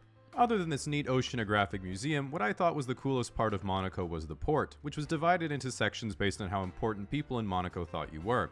In the very inner part of the harbor, you have the literal wage slave section, which is basically all the yachts that I would see back home. Then there's Worthless, which had the biggest yachts I have ever seen in real life prior to this. After that, you have Starter Yacht, which are like floating New York City penthouses. Then like, holy shit, dude. Imagine owning that. And then they have a house. You know what I mean? Then they have a house. That boat is bigger than most people's homes. And they don't, not even most, like 90% of people's houses. And they don't oh yeah, I just take that out like 1 week out of the year. Otherwise, it just fucking sits there. The last section in the harbor is, finally, a real yacht, which is one giant pier for the 2 or 3 with a fucking helipad mega yachts that rule the Monaco postcard photo and cost at least $100 million each. Obviously, you don't stop there because these things are a dime a dozen. So then you go out in the ocean and you get, what is this, a harbor for ants? Now, you might be thinking what I was thinking at the time, which was, even if you were... Yeah, bro, at some point you have a boat that's so big that you can't dock it. Like... You have to bring it where, like, cruise ships go. For a billionaire, why on earth would you want a mega yacht so big you can't even park it in the harbor? Exactly. So big because then they have a smaller yacht. That's what it is. All big mega yachts have smaller, like, multiple smaller yachts or, like, dinghies that then they go to shore in that. Exactly. To store your other yachts in, Brokey, get with the program. At this point, I too was wondering how I could acquire a Russian nesting yacht until I was like, speaking of, what's that? And maybe a few kilometers farther out from the shore was this thing, which is the world's largest sailing yacht, and in the top 5 most expensive yachts ever built. Bro, that like doesn't even look real. Fuck, man. 5 most expensive yachts ever built. It's owned by Andrei Melnichenko and designed by the guy who made this cool lemon squeezer that my mom just bought. Even though I had forgotten the oligarch-class yacht existed, this guy claims he doesn't even have ties to the Russian state, making him just a regular, unimportant billionaire. This argument, of course, didn't work on the Italian government after Russia invaded Ukraine, because they saw the yacht parked outside their shoreline and said, yoink, which brings us to the true top of the... The Italian authorities seized one of the world's largest super yachts from an oligarch, so they stole his shit. Hierarchy, which isn't who owns the biggest... But he was saying he wasn't a part of Russia. Yacht, it's who owns the biggest ocean. And you know what that means. That's right, baby. The taxpayer wins again. Checkmate, billionaires. Me and the boys have once again risen to the top. Now, if you're looking to... Oh, oops, wrong. Sponsored by the IRS. If you're looking to avoid calls from the IRS... Oh. Is this all an ad now? It is. Well, that was a fun fucking video, dude. Anyways. Enjoyed that. Both of you assume there's only 9 zeros between me and a billionaire. It's actually 12. I'm in debt. Difference between $1 million and $1 billion is roughly $1 billion. If you know a millionaire, it just means they have a house. Got me so good. All right. Now we're on to